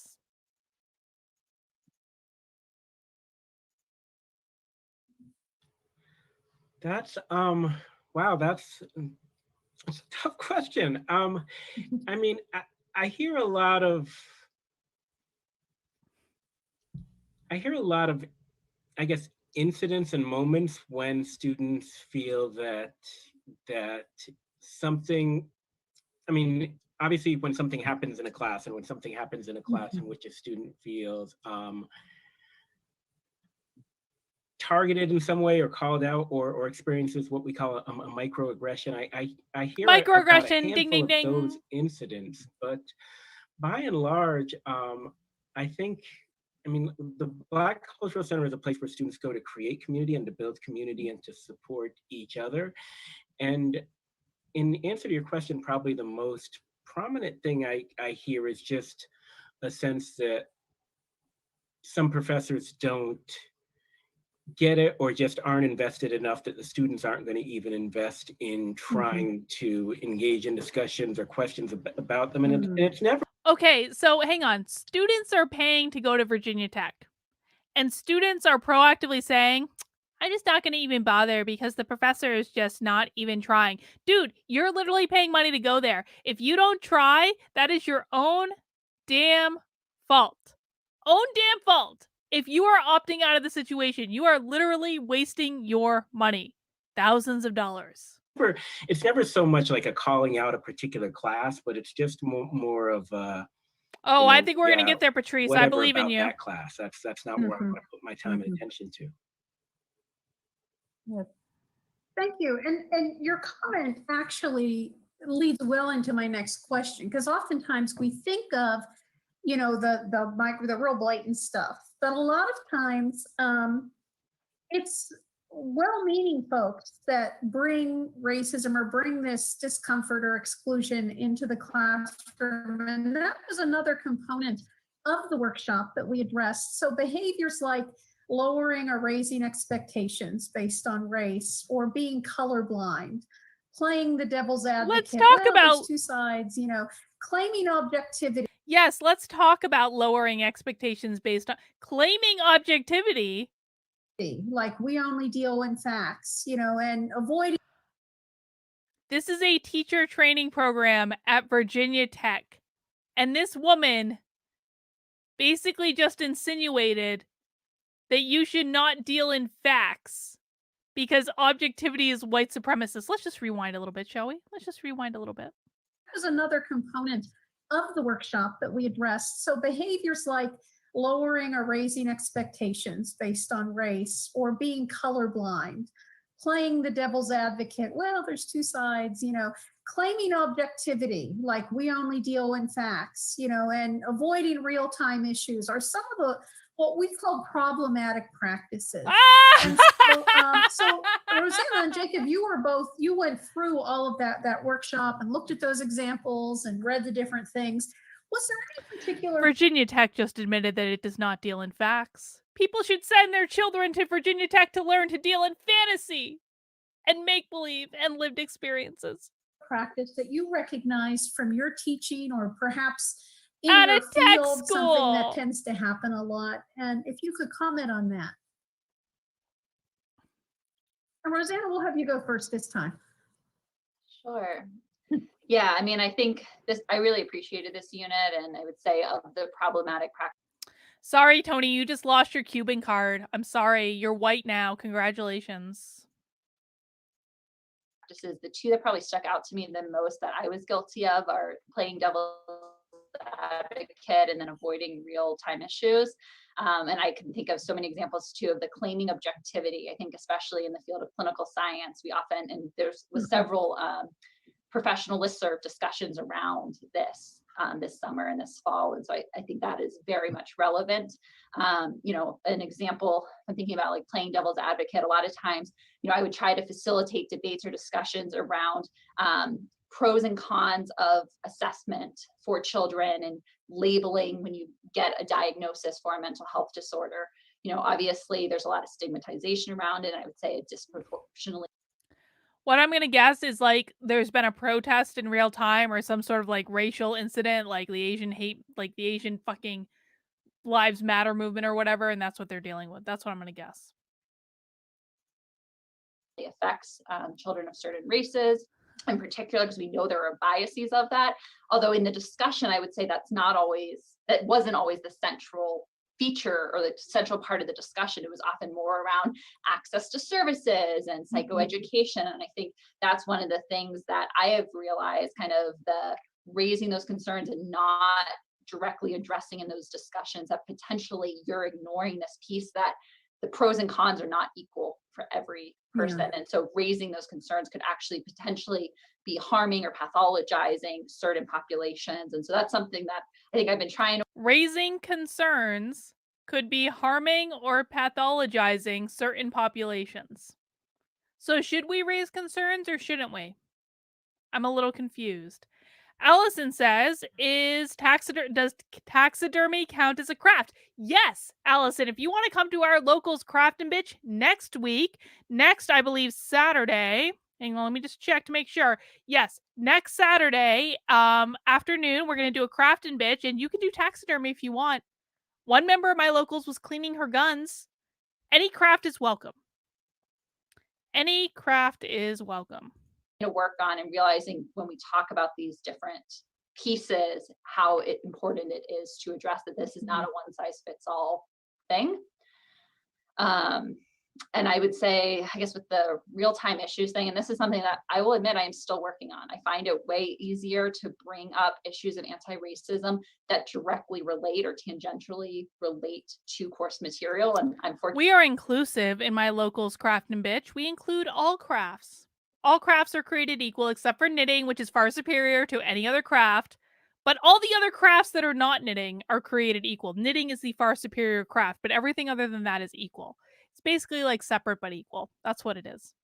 Fortunate that I'm in psychology and mental health, where racism and mental health go hand in hand, and stigma plays a large role. And so it's easy to bring those in. Relative to, when different political life events are happening, it sometimes feels harder, or you kind of open up with the general, how's everyone doing? I know it's been a hard week, but especially over communications, it can feel really uncomfortable trying to broach these huge issues that are happening. And so that is something that I continue and am working on to try to provide a space and support. I find it easier one-on-one. You're all right. I am a knit supremacist. I am. Knitting is a far superior craft to whatever you guys do, whether it be crochet or quilting or stained glass or any of those other things. Knitting is the superior craft. That's my story, and I'm sticking to it. I'm sorry. And in office hours and individual meetings with students, but it's hard in a classroom, and I don't want to ignore and not acknowledge those things that are going on. I might knit right now, but also, just to prove it. I will say, like many professors, I often feel that balance too, like how much time, like this is something that deserves a lot of time, but I also want to make sure I'm covering the content that we need, and that pull and struggle. The struggle is real. To use that. The struggle session is real, people. Can't assume that all students want to, there's going to be differences among the students. Some want it, are waiting for it to be addressed. Others don't want to. So finding that balance is. I am not drunk, I will have you guys know, but I can knit when I'm drunk. I can knit at all times. I have muscle memory, man. I can knit at all times. Cross stitch. My God. What am I going to do with you guys? Dragon water, baking is best. You can eat what you bake. You can't eat what you knit, but you can wear what you knit. You can wear what you knit, goddammit. I've got a whole thing behind me of things I can wear. It's highly practical. I live in New Hampshire, man. It gets cold here. Almost intuitive. I'm going to knit. I'm going to do it. It starts with awareness. Yeah. Jacob. Well, I will absolutely second what Rosanna was talking about the challenges with, so I've often avoided dealing with real-time and political issues because food science, as you may be aware, is a very content-heavy discipline, right? And so we also have a very close relationship with the food industry. And so there's this idea that like industry is non-political, right? Which is of course a fiction. But that's not something. He just admitted the food industry is political. Holy shit. All right.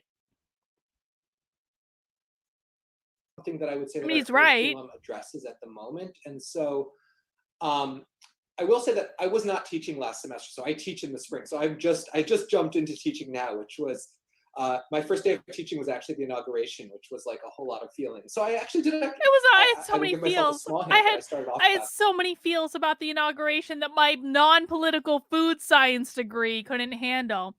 Allison, oh wonderful! I've always wanted to mount a deer while I watch your show. Thanks, Carlin. I watch you every day. I love it. Thank you, Allison. You are more than welcome to come to the Craft Bitch session next week on Saturday in my locals, kb.locals.com, and you can mount as many deers as you like in a completely non-inappropriate way. To taxiderm one of them or whatever. I don't even know the terminology. My God, we're going to start rumors. Someone's going to clip that. They're going to be like, Carlin's telling people to mount deers. No, I'm not. No, I'm not. No fake news. By talking about sort of my emotionality over the inauguration with my students and trying to bring that in. I'm not sure that really makes any big differences, but I realize that that's one small change maybe. But so these are all things that I'm more thinking about and have planned to bring into my class than that I Oh necessarily dear. changed. But going back to the reflective perspective, sorry, I'm getting a little derailed. I think along with that avoidance of real-time issues is certainly our discipline very much wants to kind of claim objectivity and talk about the right way to do things. Objectivity, space, right? white supremacist. That happens in a number of different ways. And I think so. Are we saying? Hang on. Are we saying that food science is not objective? Are we saying that food science is not based in facts? Because I would think that these would be very measurable things, food science professor. Alluded to this idea in my particular sub-discipline of evaluating foods with human beings as sort of this problem of divorcing the tastes and the bodies that do the tasting. And so that's something that I have alluded to. He wants to divorce the taste and the bodies that do the tasting. Michelle, we have bingo cards. This is at the top of the chat right now. There are literal bingo cards set up for this. We have Unwoke Bingo. We're playing right now. He wants to divorce the food and the body is doing the tasting. Are we also divorcing our tongue from our mouth? I mean, my God. To my own satisfaction, but I think in a way that is only useful to people who have PhDs and think about this kind of thing all the time. You know, I don't think it's very meaningful for my students to make a brief gesture at that as we go also over the huge breadth of content they have to learn. And so that is one of the things that I've thought about most in terms of what I'd like to change this semester. So we kind of start off talking about sort of physiology and move on through particular methodologies. And particularly when we start talking about working with sort of taking our conclusions, trying to generalize them to larger populations. I think, which sort of comes a little bit later in the semester, we've tried to kind of plan in some more of that material and sort of just opening up space for discussions.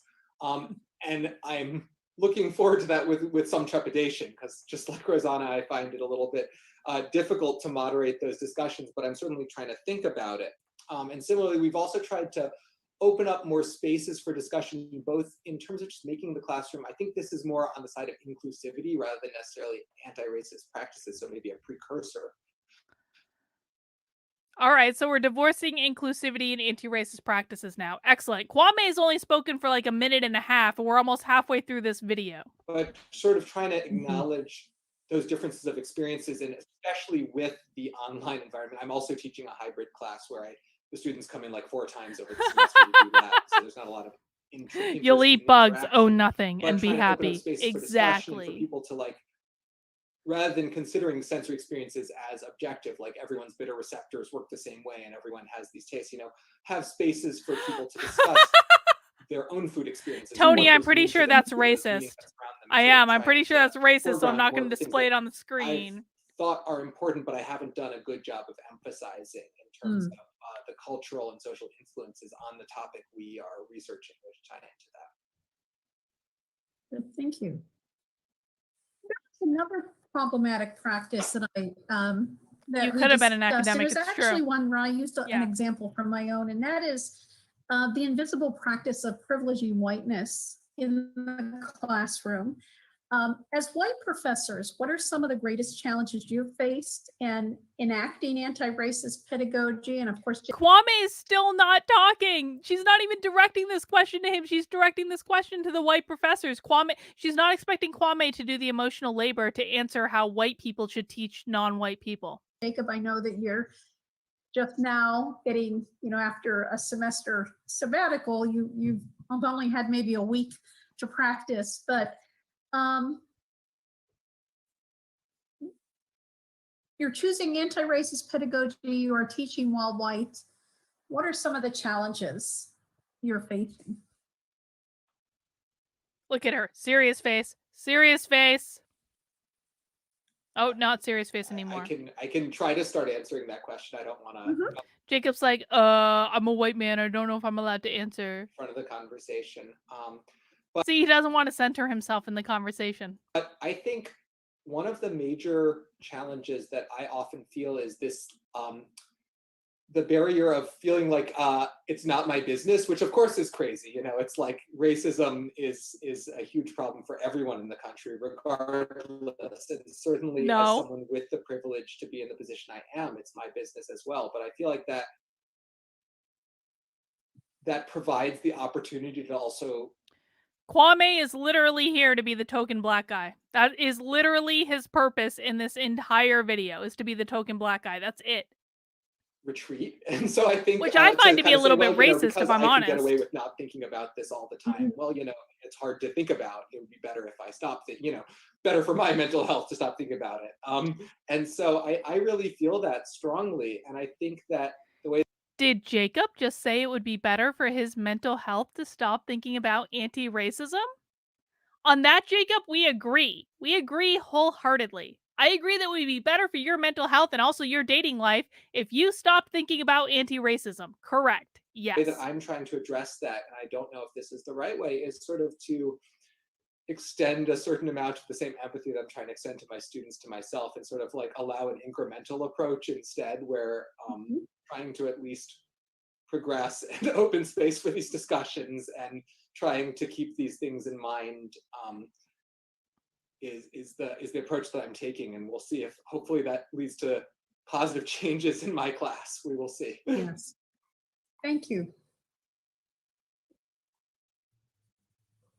I think one of the challenge that really was apparent for me this fall, and I think it's related both to issues of anti-racism, but also just empathy for everything going on with the COVID-19 pandemic, is how to, not just talk the talk. So I want to make the argument that that the everything that's going on with the woke and anti-racism and critical race theory is directly related to what's going on with COVID, because these people keep relating them. They keep relating them. And as I think that most of us have ascertained at this point, all of the stuff going on with COVID, from the lockdowns to the masks to the mandate, they're all about power. What is critical race theory and woke culture about? It's all about power. These two things are interrelated like this. It's all about how can we accumulate the most power as possible so that we can implement, there's the word, our little Marxist agenda. These things are intimately related. They might not seem like it on the outset, but they are intimately related. It is all the same agenda. Whether it's critical race theory, woke, anti-racism, any of the COVID shit, it's all about power. Just pay attention to the things that are all about power and you're going to see all the connections. But also walk the walk, but balancing that with being fair. And so I think when you open this door for conversation and wanting to understand and support students. Kieran, I'm saying your project had the foundation of many, many things. Wanting to give accommodations and change things. And I think that is appropriate now more than ever, but also balancing that with fairness for students and what it means to be fair, especially when we try to pretend that all students have fair, equal access and likelihood. Wait. Are you arguing? Is this white lady in the bottom right-hand corner arguing that not all students have a fair chance of succeeding at Virginia Tech? Because it certainly sounds like Virginia Tech might be violating the Civil Rights Act of 1964 if this lady is arguing seriously that not all students have the same chance of succeeding at Virginia Tech and that if you're in a certain race, you have a better chance of succeeding than others. I'm just saying that sounds like a Civil Rights Act violation. I could be wrong. I could be making this up. Just expressing an opinion.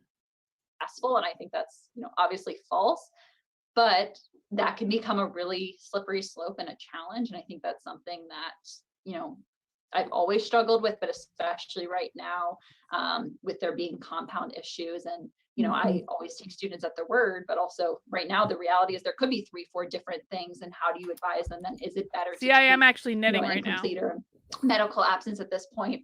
I know if I heard that as a student, that would be like crushing, but also, you know, finding that balance. And, you know, do you just drop things or do you totally modify things? And I think that is where I would imagine a lot of professors struggle, because we can provide that support and try to give strategies, but, you know, that also only goes so far.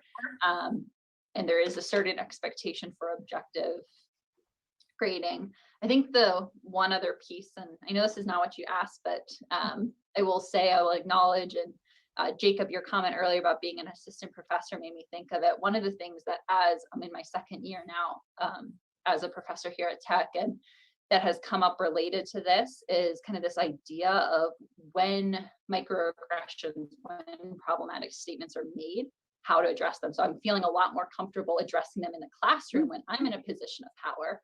But if a student makes something that they think is a microaggression, they're stopping the entire class to address the microaggression. At a university that students are paying thousands and thousands and thousands of dollars a year for. Okay. it happens with a colleague in Glad front we're of clear on that. students or mentees. How to broach that conversation when I am no longer in a position of power. I don't want to have my silence communicating that I agree with or find that statement okay, but it's kind of a difficult situation. That's like that's an intense safe word, man. I'm just saying, that's like a lot.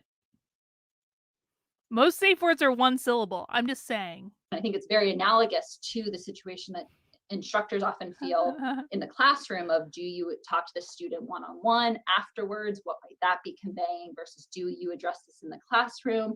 And there's often that concern that, you know, defensiveness will happen or a more problematic statement could happen because they kind of double down on what they said. And I think that is something I feel in the classroom. I'm feeling more comfortable. And I think this class really helped with feeling comfortable, you know, using different strategies.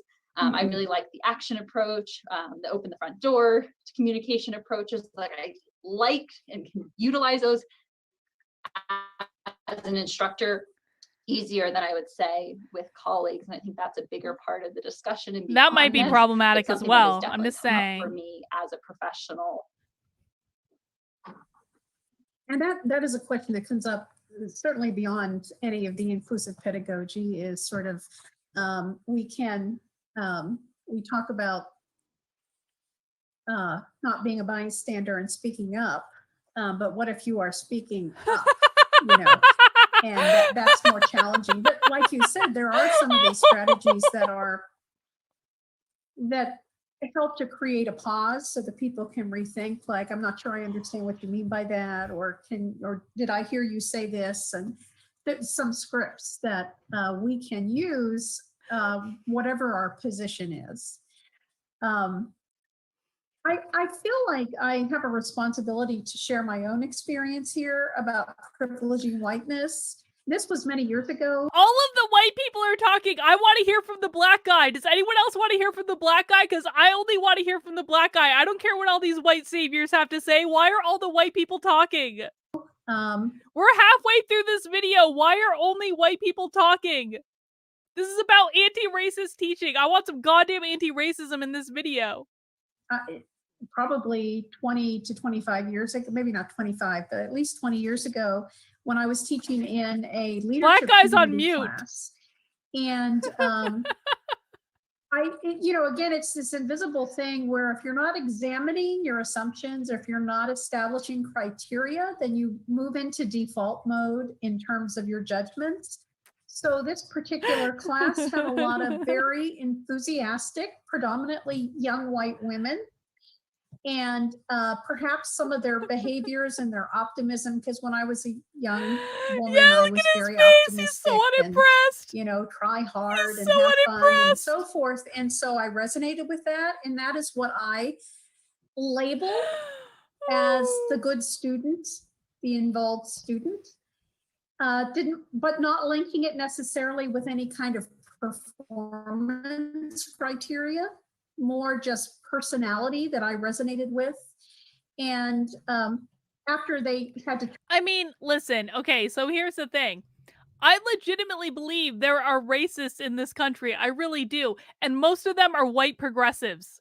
Just like the 3 white people on this webinar. Look at this. This is like the perfect analogy for how I view racism in this country. It is 3 white people thinking about racism and the 1 black guy not being allowed to speak. That is exactly how I think about racism in this country. It's 3 white progressives being like, yes, we are so totally racist. Let us confess all the ways in which we are racist. And the 1 black guy being like, why can't I get a word in edgewise?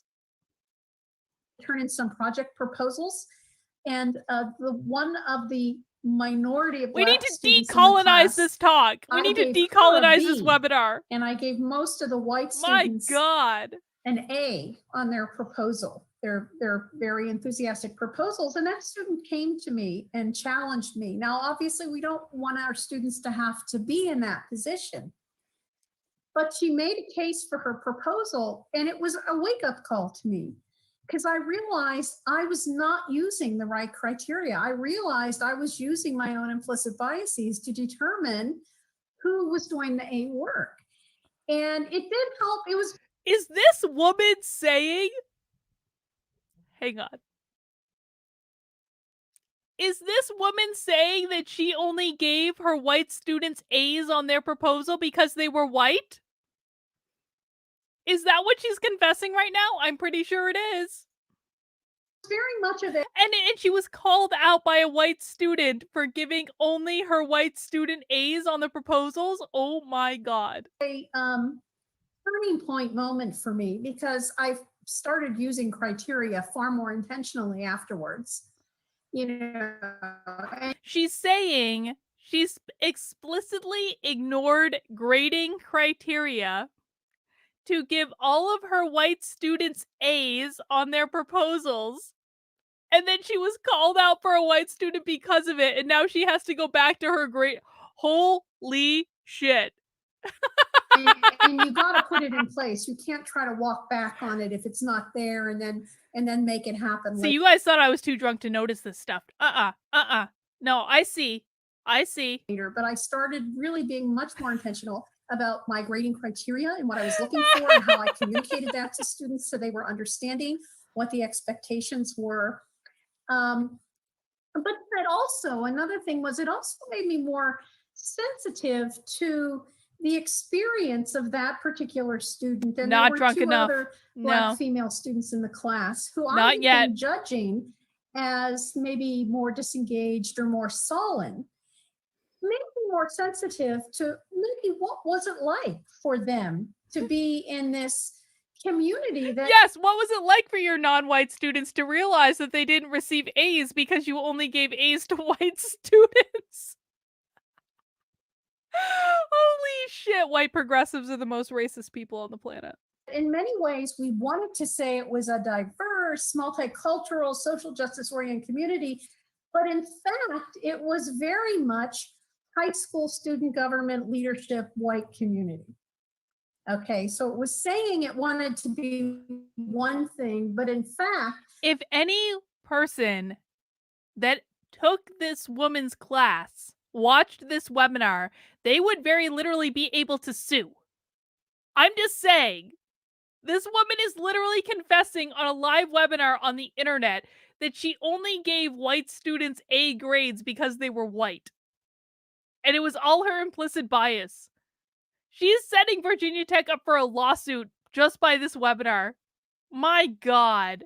The students attracted to it were predominantly from a particular type of group, a particular idea about leadership and student. See, this, guys, this is why we suffer through these webinars, because we'll find jewel moments like this that is just like, holy shit, they're confessing everything that's going on right out in the open. They're putting it on the internet. My God, I got to download this and clip this. God Involvement damn it. and everything like that. So it raised an awareness like, gee, I'm not really being sensitive to how those students may be feeling. And maybe they're really not sullen. Maybe, you know, they're experiencing things differently. And these students are having very much of the dominant experience and getting rewarded for it. So Biology and Whiteness then really, even more than just the books we choose, I think I was always really good about auditing my syllabus and making sure I had a whole diversity of readings. But it was that more subtle kind of the implicit bias that drives us for how we make judgments, that's what I hadn't audited. And that experience helped. Now I'm going to, as I say in the workshop, this had a happy ending because I actually developed a great relationship with that student, and still this many years later, and she is now a successful professional, and still have, you know, occasional contact with her. But unfortunately, that's not always how the story ends. And sometimes students end up, like you had said, Kwame, deciding they just don't get it and then disengaging as a result. Kwame, speak. It's okay to speak, Kwame. Questions to you now, Kwame. So you said, wait, Kwame. Kwame got a chance to speak at 16 minutes for 2 minutes, and now we've got an additional 20 minutes, so we're at 36 minutes, and Kwame is speaking for the second time. Go, Kwame. Kwame, we believe in you. We want to save you from this experience. Your career as a scholar and teacher has foregrounded topics of race. And so I'd like if you could describe for us your approach to teaching, even though you had said you don't self-consciously describe yourself as anti-racist teaching. But tell us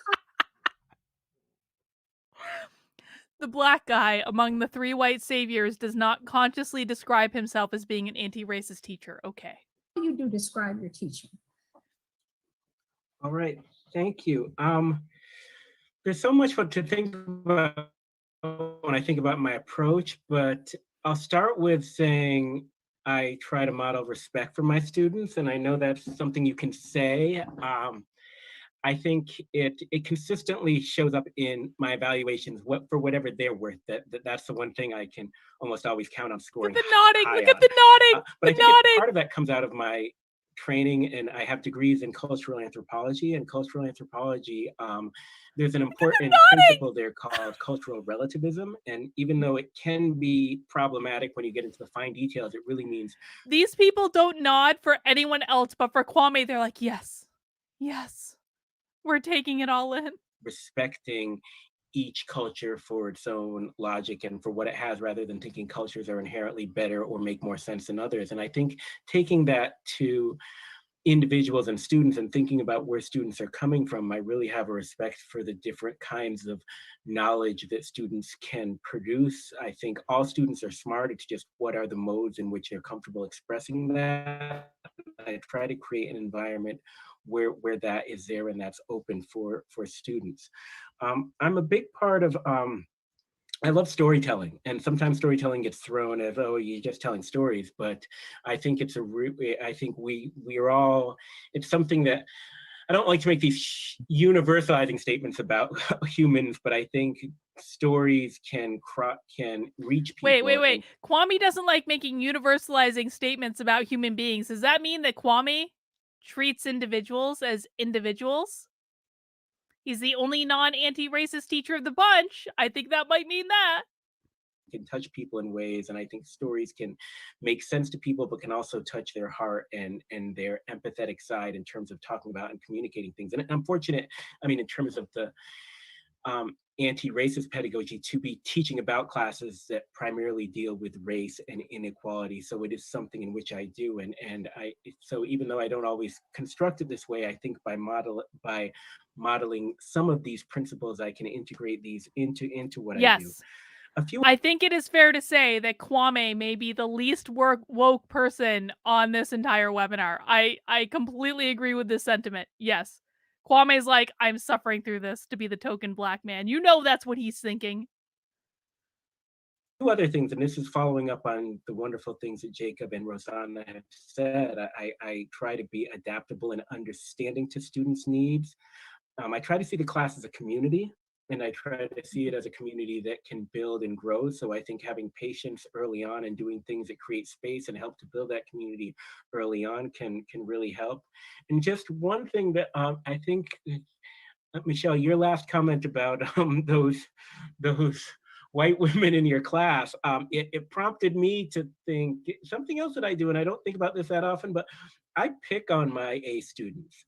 And that might not be the best thing to say, but you know, I do think there are some students who are really good at getting grades, and they will do exactly what they're told to do. And I have to respect that. If those are the terms that we set up, I have to respect that. But I always like, you know, you need to get some diversity in your report card. What about some C's? Yes. What about, like, I always got C's and B's. Why don't you get some? I like Kwame. I would take a class from there Kwame does- any day. And I've I actually do. had like, I like him. and one particular class stands out to me, but every time we had a guest speaker in this class, that group of A students would be taking notes and doing everything right, but then they'd just leave. And sometimes they would even not that interested, like they were interested, but it was the C students who would come up after class and talk and have all these questions and all these great things. And I try to let students understand. Who thinks I should reach out to Kwame and invite him for a live stream? I think we should. Should we invite Kwame for a live stream? He'd probably be like, no, you're fucking racist. But like, I actually like Kwame. I'd take a class from Kwame.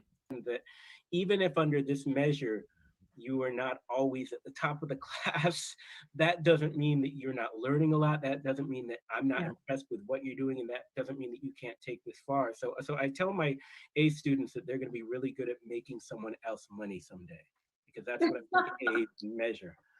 So those are some of the things that I bring in, that I approach class with, but I really try to be respectful of all students and try to create a space in which they can. I would like to center Kwame as part of the discussion and really see them as knowledge producers. Liberate Kwame. Thank you. Yes. I'm an expert on the cultural significance of hip hop.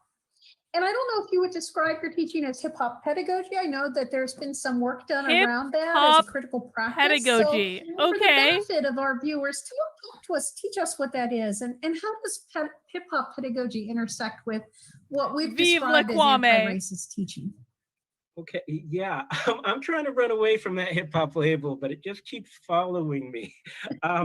Okay, so hip hop pedagogy, it comes out of this culture and music. Most people think of it as music called hip hop music, but technically it's thought of as a culture that involves other expressive practices, including a dance form that some people call breakdancing, a way of music making that starts from DJ. Is Kwame a professor of breakdancing?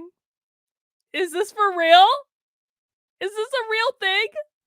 But also is a lot of what we see in electronic and sampling music composition today. And it also has a sort of an artistic visual form that's graffiti or graffiti writing or graffiti art. And those are all sort of contentious things. But essentially, that's what hip hop is.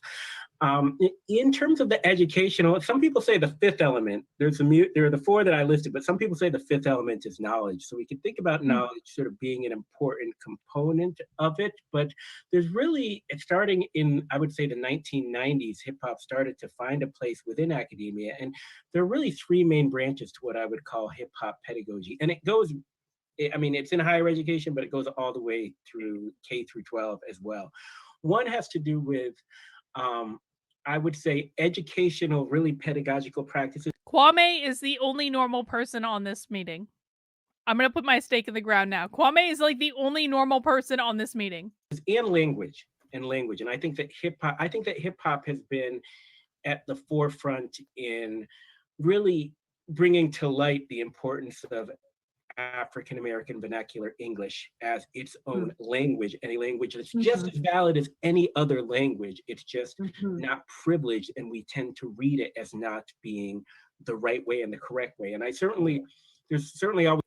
Dragonwater says, the fifth element is love. It will save the world from the other dimensional demon thing. Okay, I have to make a confession. And you guys might choose to unsubscribe to my channel because of this, and I understand. I don't like the fifth element. I think it's a stupid movie. Victor made me watch it one time. I didn't understand it. I think it's a dumb movie. I don't understand why everyone's obsessed with the fifth element. I'm sorry. It's the truth. All right? Making confession. Maybe someone can convince me otherwise. I feel the same way about The Man Who Fell to Earth and other strange movies. I don't understand it.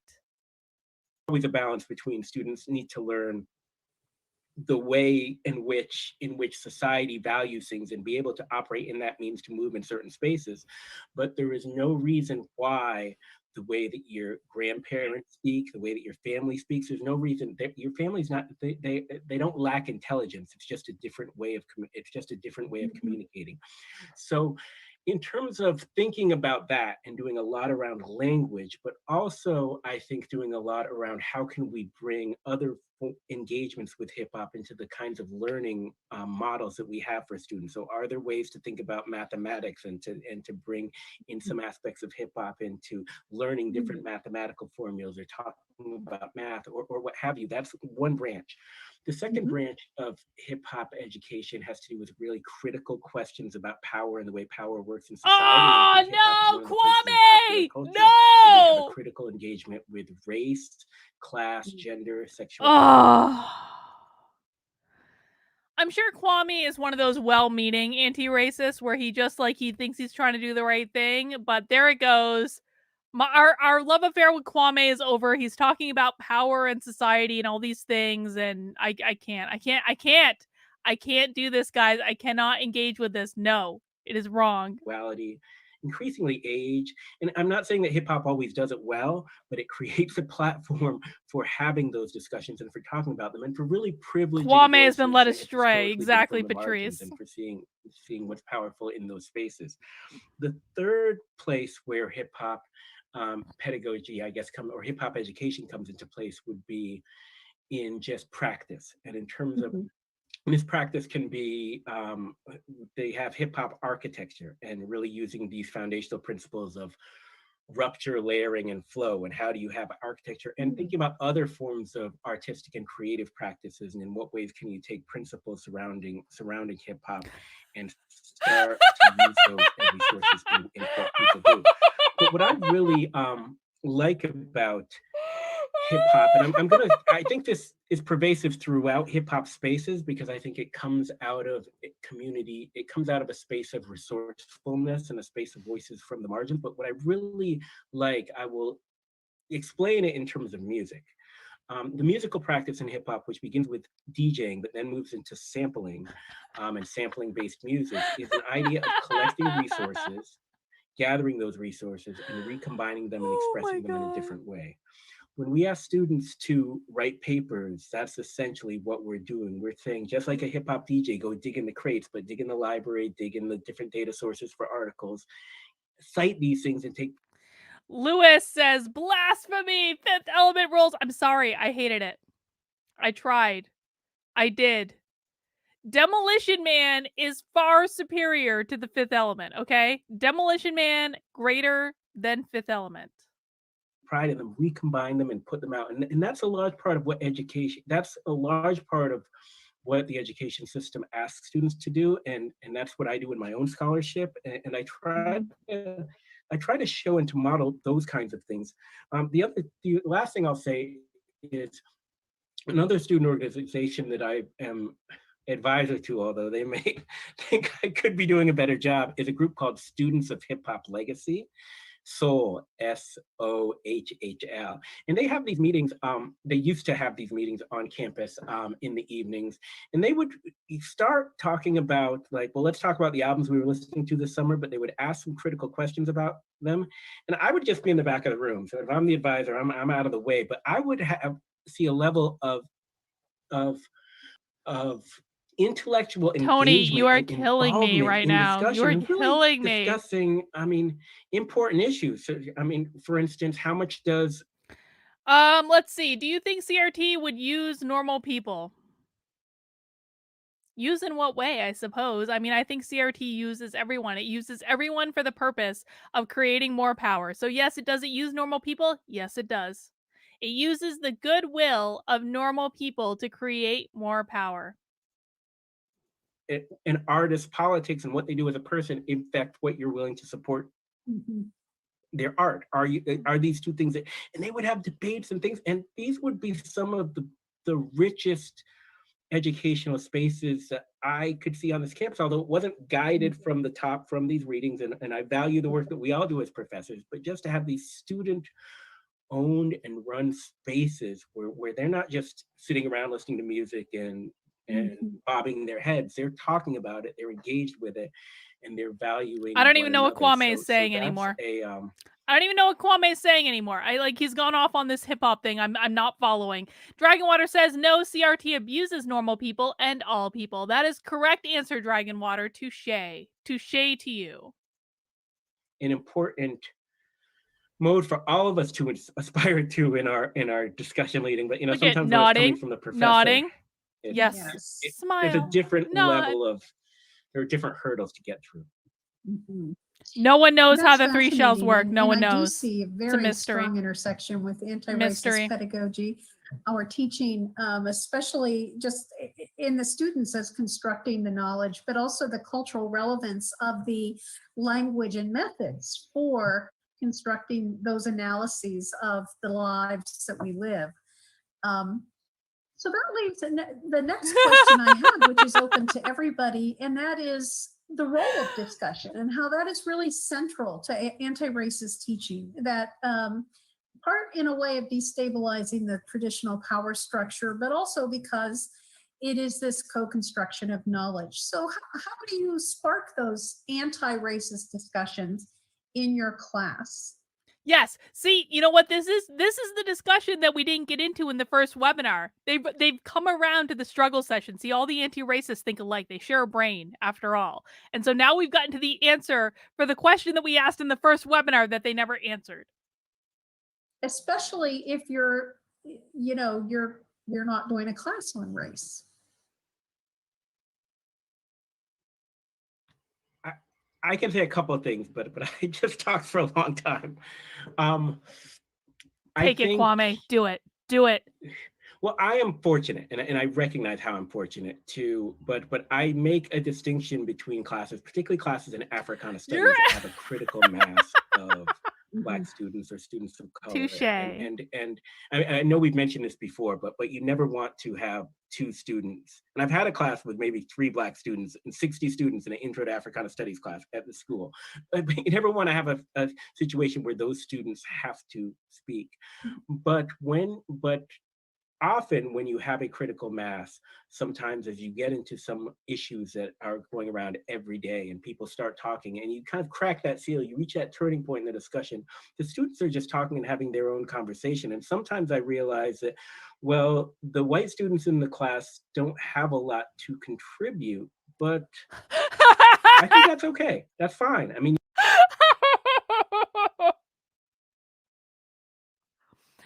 the white students in class don't have a lot to contribute, but I think that's fine. Indeed. Indeed, Kwame. If this has gotten to that space where you can really hear a genuine exchange about things that about people's perspectives that relate to things that people go through, I think that that's really, really valuable. Particularly to your question of how you do it, one thing that I will just say is starting with patience and sticking with it and starting early on and building trust and community and showing that you can manage those discussions. And I don't mean to put that as this big hurdle to manage, but that when students speak out, that will be valued, that their perspectives will be shared. I think that and occasionally, I think, well, not occasionally, quite often when I have an opportunity, using something a little bit different as a way to get people talking about things. So one of the assignments I do, and this may not work for my Dude. I know you're trying to troll my chat, but this isn't even a good troll. If you're going to come in and try to troll my chat, do better. Give us something better to work with. I'm not even going to give you a temporary ban because this is just a sad, pathetic attempt at a troll. Do better. My God. My colleagues here, but So lazy. These trolls are getting so lazy. Like, I don't even care about Biden right now. Do better. one of the assignments I do is we read a piece and we kind of create a soundtrack to it, and everybody has to bring in a song that relates in some way to some passage.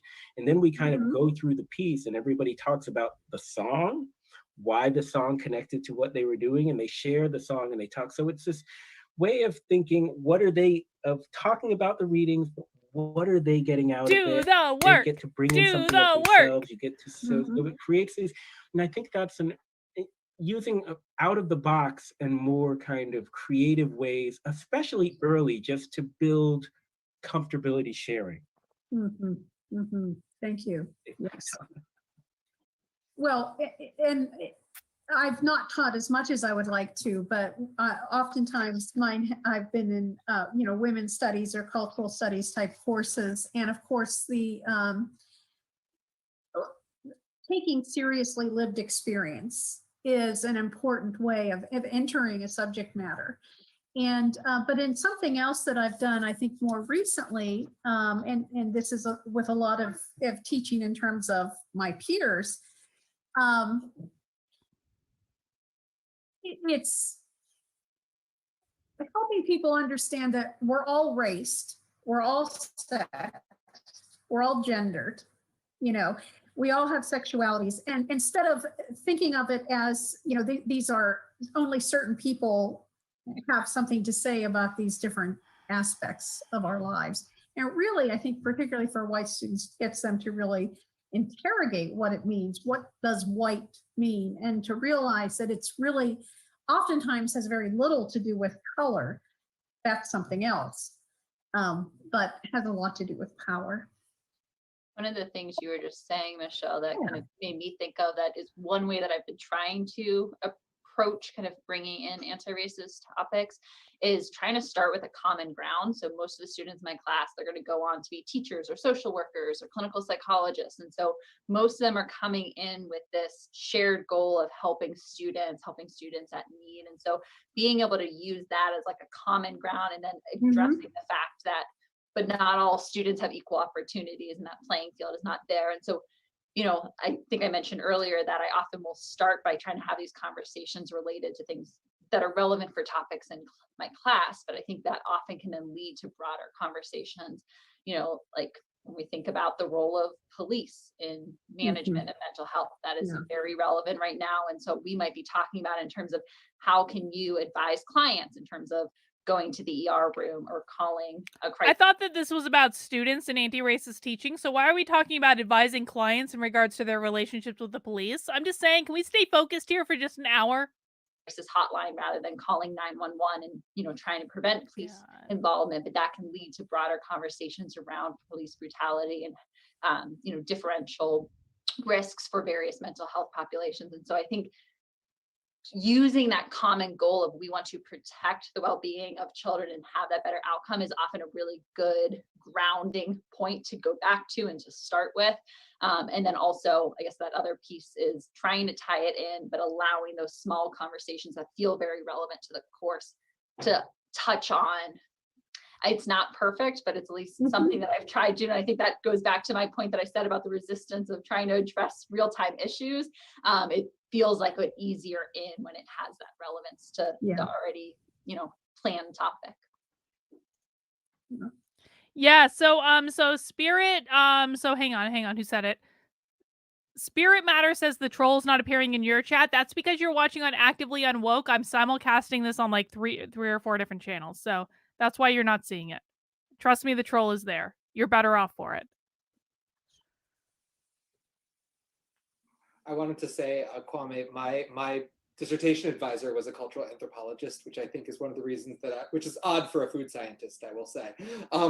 And so I think that's one of the reasons that at least these things are. That's why I identify with you, Kwame. I have an awareness of them, but I think that because my dissertation advisor was a cultural anthropologist. Because obviously, I've just started in the classroom, so there hasn't been that much opportunity. But to kind of spark these discussions, and again, in these very content-heavy courses, it can be difficult to carve out that time for an uncertain But I think that there's a larger space there for how to build our curricula and how to build, especially in these very application focused areas, right? Like food science. I think we're moving in a direction where I come from a liberal arts background. I went to Oberlin College. Oh so I have God, a very particular Oberlin! Of background, course right? he That is maybe, did. Super not the same woke. one that I share with my Super students, and they woke. don't necessarily have that broad grounding. So how do we make these discipline-specific, very, very specific disciplines have more space for discussions that aren't just about just the facts, ma'am, kind of. And I think that the Facts degree are in which we can do racist. that opens up those spaces in our classes. So I think there are actions we can take now, which we've talked about a bit throughout this, but I think overall kind of taking that back to the department level and even the college level and kind of making those spaces and making our students have those opportunities. Yes, fact check true. Is a big part, which yes, he did. Sounds very vague now that I'm saying it. Like I feel very sincere about it, but it also sounds a little bit mealy mouthed. It does, doesn't it? Well, we are getting close to completing our conversation, but I have Yes, a final we are. question, and that I think is an important one, particularly for our viewers. So you don't need to be an expert on race to adopt an anti-racist teaching approach. You do need to have a foundational understanding of race and its impact on society. Okay. So how would you advise colleagues who want to be anti-racist, who want to take an anti-racist approach, but are not sure where to begin? And then the second part would be, how do departments be more hospitable to an anti-racist approach to their whole curriculum? And if you only have one or two tips, Kwame, why don't you go So first? whoever would like to begin.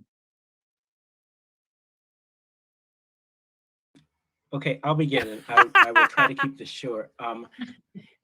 I just as you have been talking throughout, I think dialogue is really important, and I think having the basic information is important, but engaging in dialogue is important. And I would even say, and I say this kind of thinking back to some of the people I've grown up with who have really white friends who have really gone on to do great anti-racist and social justice work, that not just the Kwame, we had formalized such high spaces hopes. of dialogue, We did. but because in those spaces you can count on people being nice, but also spaces where you can't always count on people being I mean, putting yourself in that, raising the stakes to put yourself in a more informal space where there it is and in an informal space where your whiteness is visible, and where people are having conversations around difficult topics, that's a really helpful step. And I will say that it's not all, I mean, there's humility in it. It's not always easy. Yay! Talking about these issues are not Bingo! easy. And I just want to share Bingo, really bingo, bingo, quickly. bingo, bingo. I had a Congratulations. student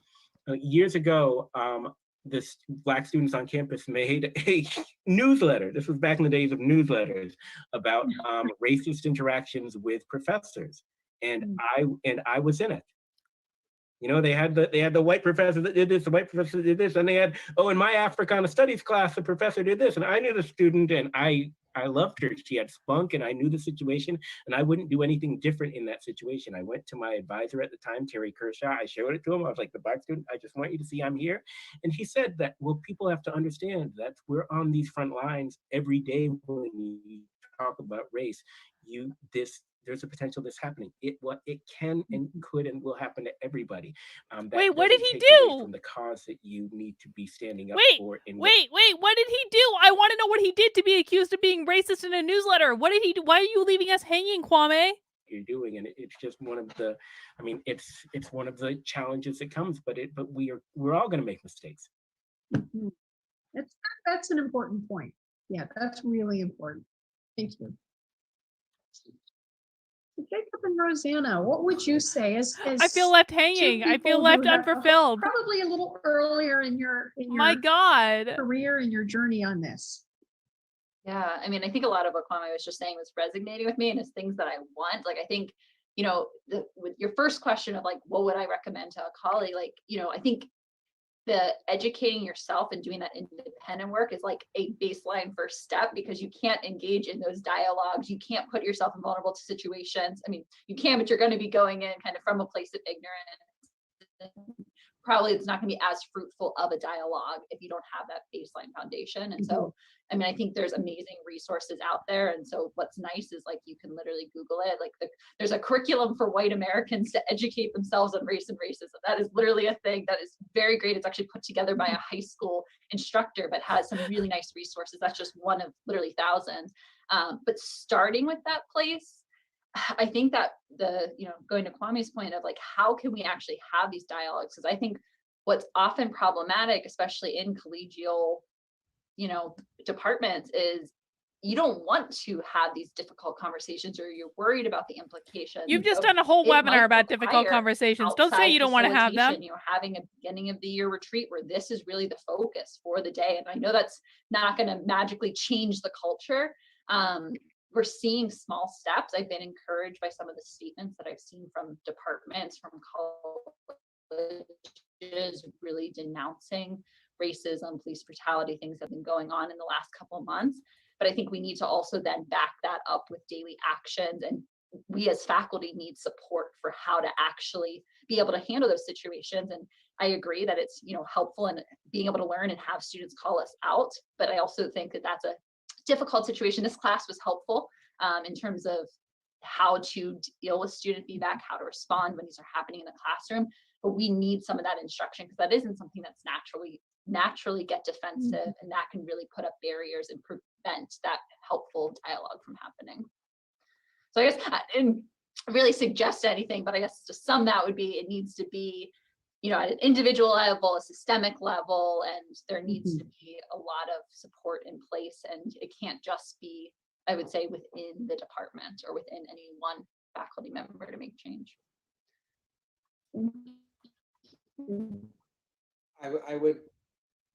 I think Rosanna and Kwame both have kind of provided such a good baseline that the only thing that I want to add, because I think I'd be redundant otherwise, is sort of looking at our disciplines as well. I think is very helpful, and I think is one of the reasons that I didn't get so I've talked about my discipline a little bit, but I guess I mean in a more broad sense. As academics, there are a number of sort of either within our disciplines or disciplines like science and technology studies or anthropology or critical studies, right, have a lot of resources for looking at the way that we do knowledge and the way that we do academia, that I think, at least for me, because I guess that's my orientation, really helped open my eyes and helped kind of cultivate some of this baseline empathy that's helped me kind of want to engage in anti-racist pedagogy and this kind of thing. So all of these sort of academic approaches and critical studies of academia can be really helpful, I think, for framing the problem and making it evident that like what we do is we agree there, Jacob. We agree there that critical analysis is excellent at framing problems, not so great at providing solutions. Immune from these problems, right? But excellent at calling out problems, even if those problems do not actually exist and are just made up for the purpose of feeding critical theory. That are epistemologies and that are ontologies and all these things themselves are not invulnerable to critique and are not things that exist outside of social structures. And I think that realization can be really helpful when you're in a hard science or something like that, where you're like, well, how could we possibly discuss this in a hard science discipline? Like, that's not relevant. And I think those can be really helpful. So we have those departments, right, at Virginia Tech, and we have those colleagues, and engaging with those, while it will not directly necessarily foster anti-racist pedagogy, can maybe also help do some of that baseline work. Thank you. And I want to thank everyone here for joining us for this conversation, but hopefully it won't be the last time that you think about this. All right. If you are interested. We're done. We're done. We made it, guys. Well, if you enjoyed that, hang on. I hope you guys will consider joining my locals, where we have far more productive conversations than what just took place on the screen. But the chat has been going off. The chat's been popping. A lot of my locals are in there. Guys, please come and join the locals. We have Debate Club tomorrow at 2 p.m. kb.locals.com/support. It is $5 a month or $50 a year, in which you join and get all the features from Locals. I can't take any more of this. It's Friday. I'm going to sign off. I'm going to go relax. Have a great weekend, guys. I will see you in my Locals tomorrow at 2 p.m. for Debate Club. If you're not in my Locals, well, you miss out, but you can always join. And we do 2 Zoom calls a week. We do Debate Club. We do Book Club. We do all sorts of things. And of course, we'll see you back here next Friday at 3 p.m. Eastern Time for another episode of Happy Hour. Take care, guys. Have a great weekend. We'll see you soon.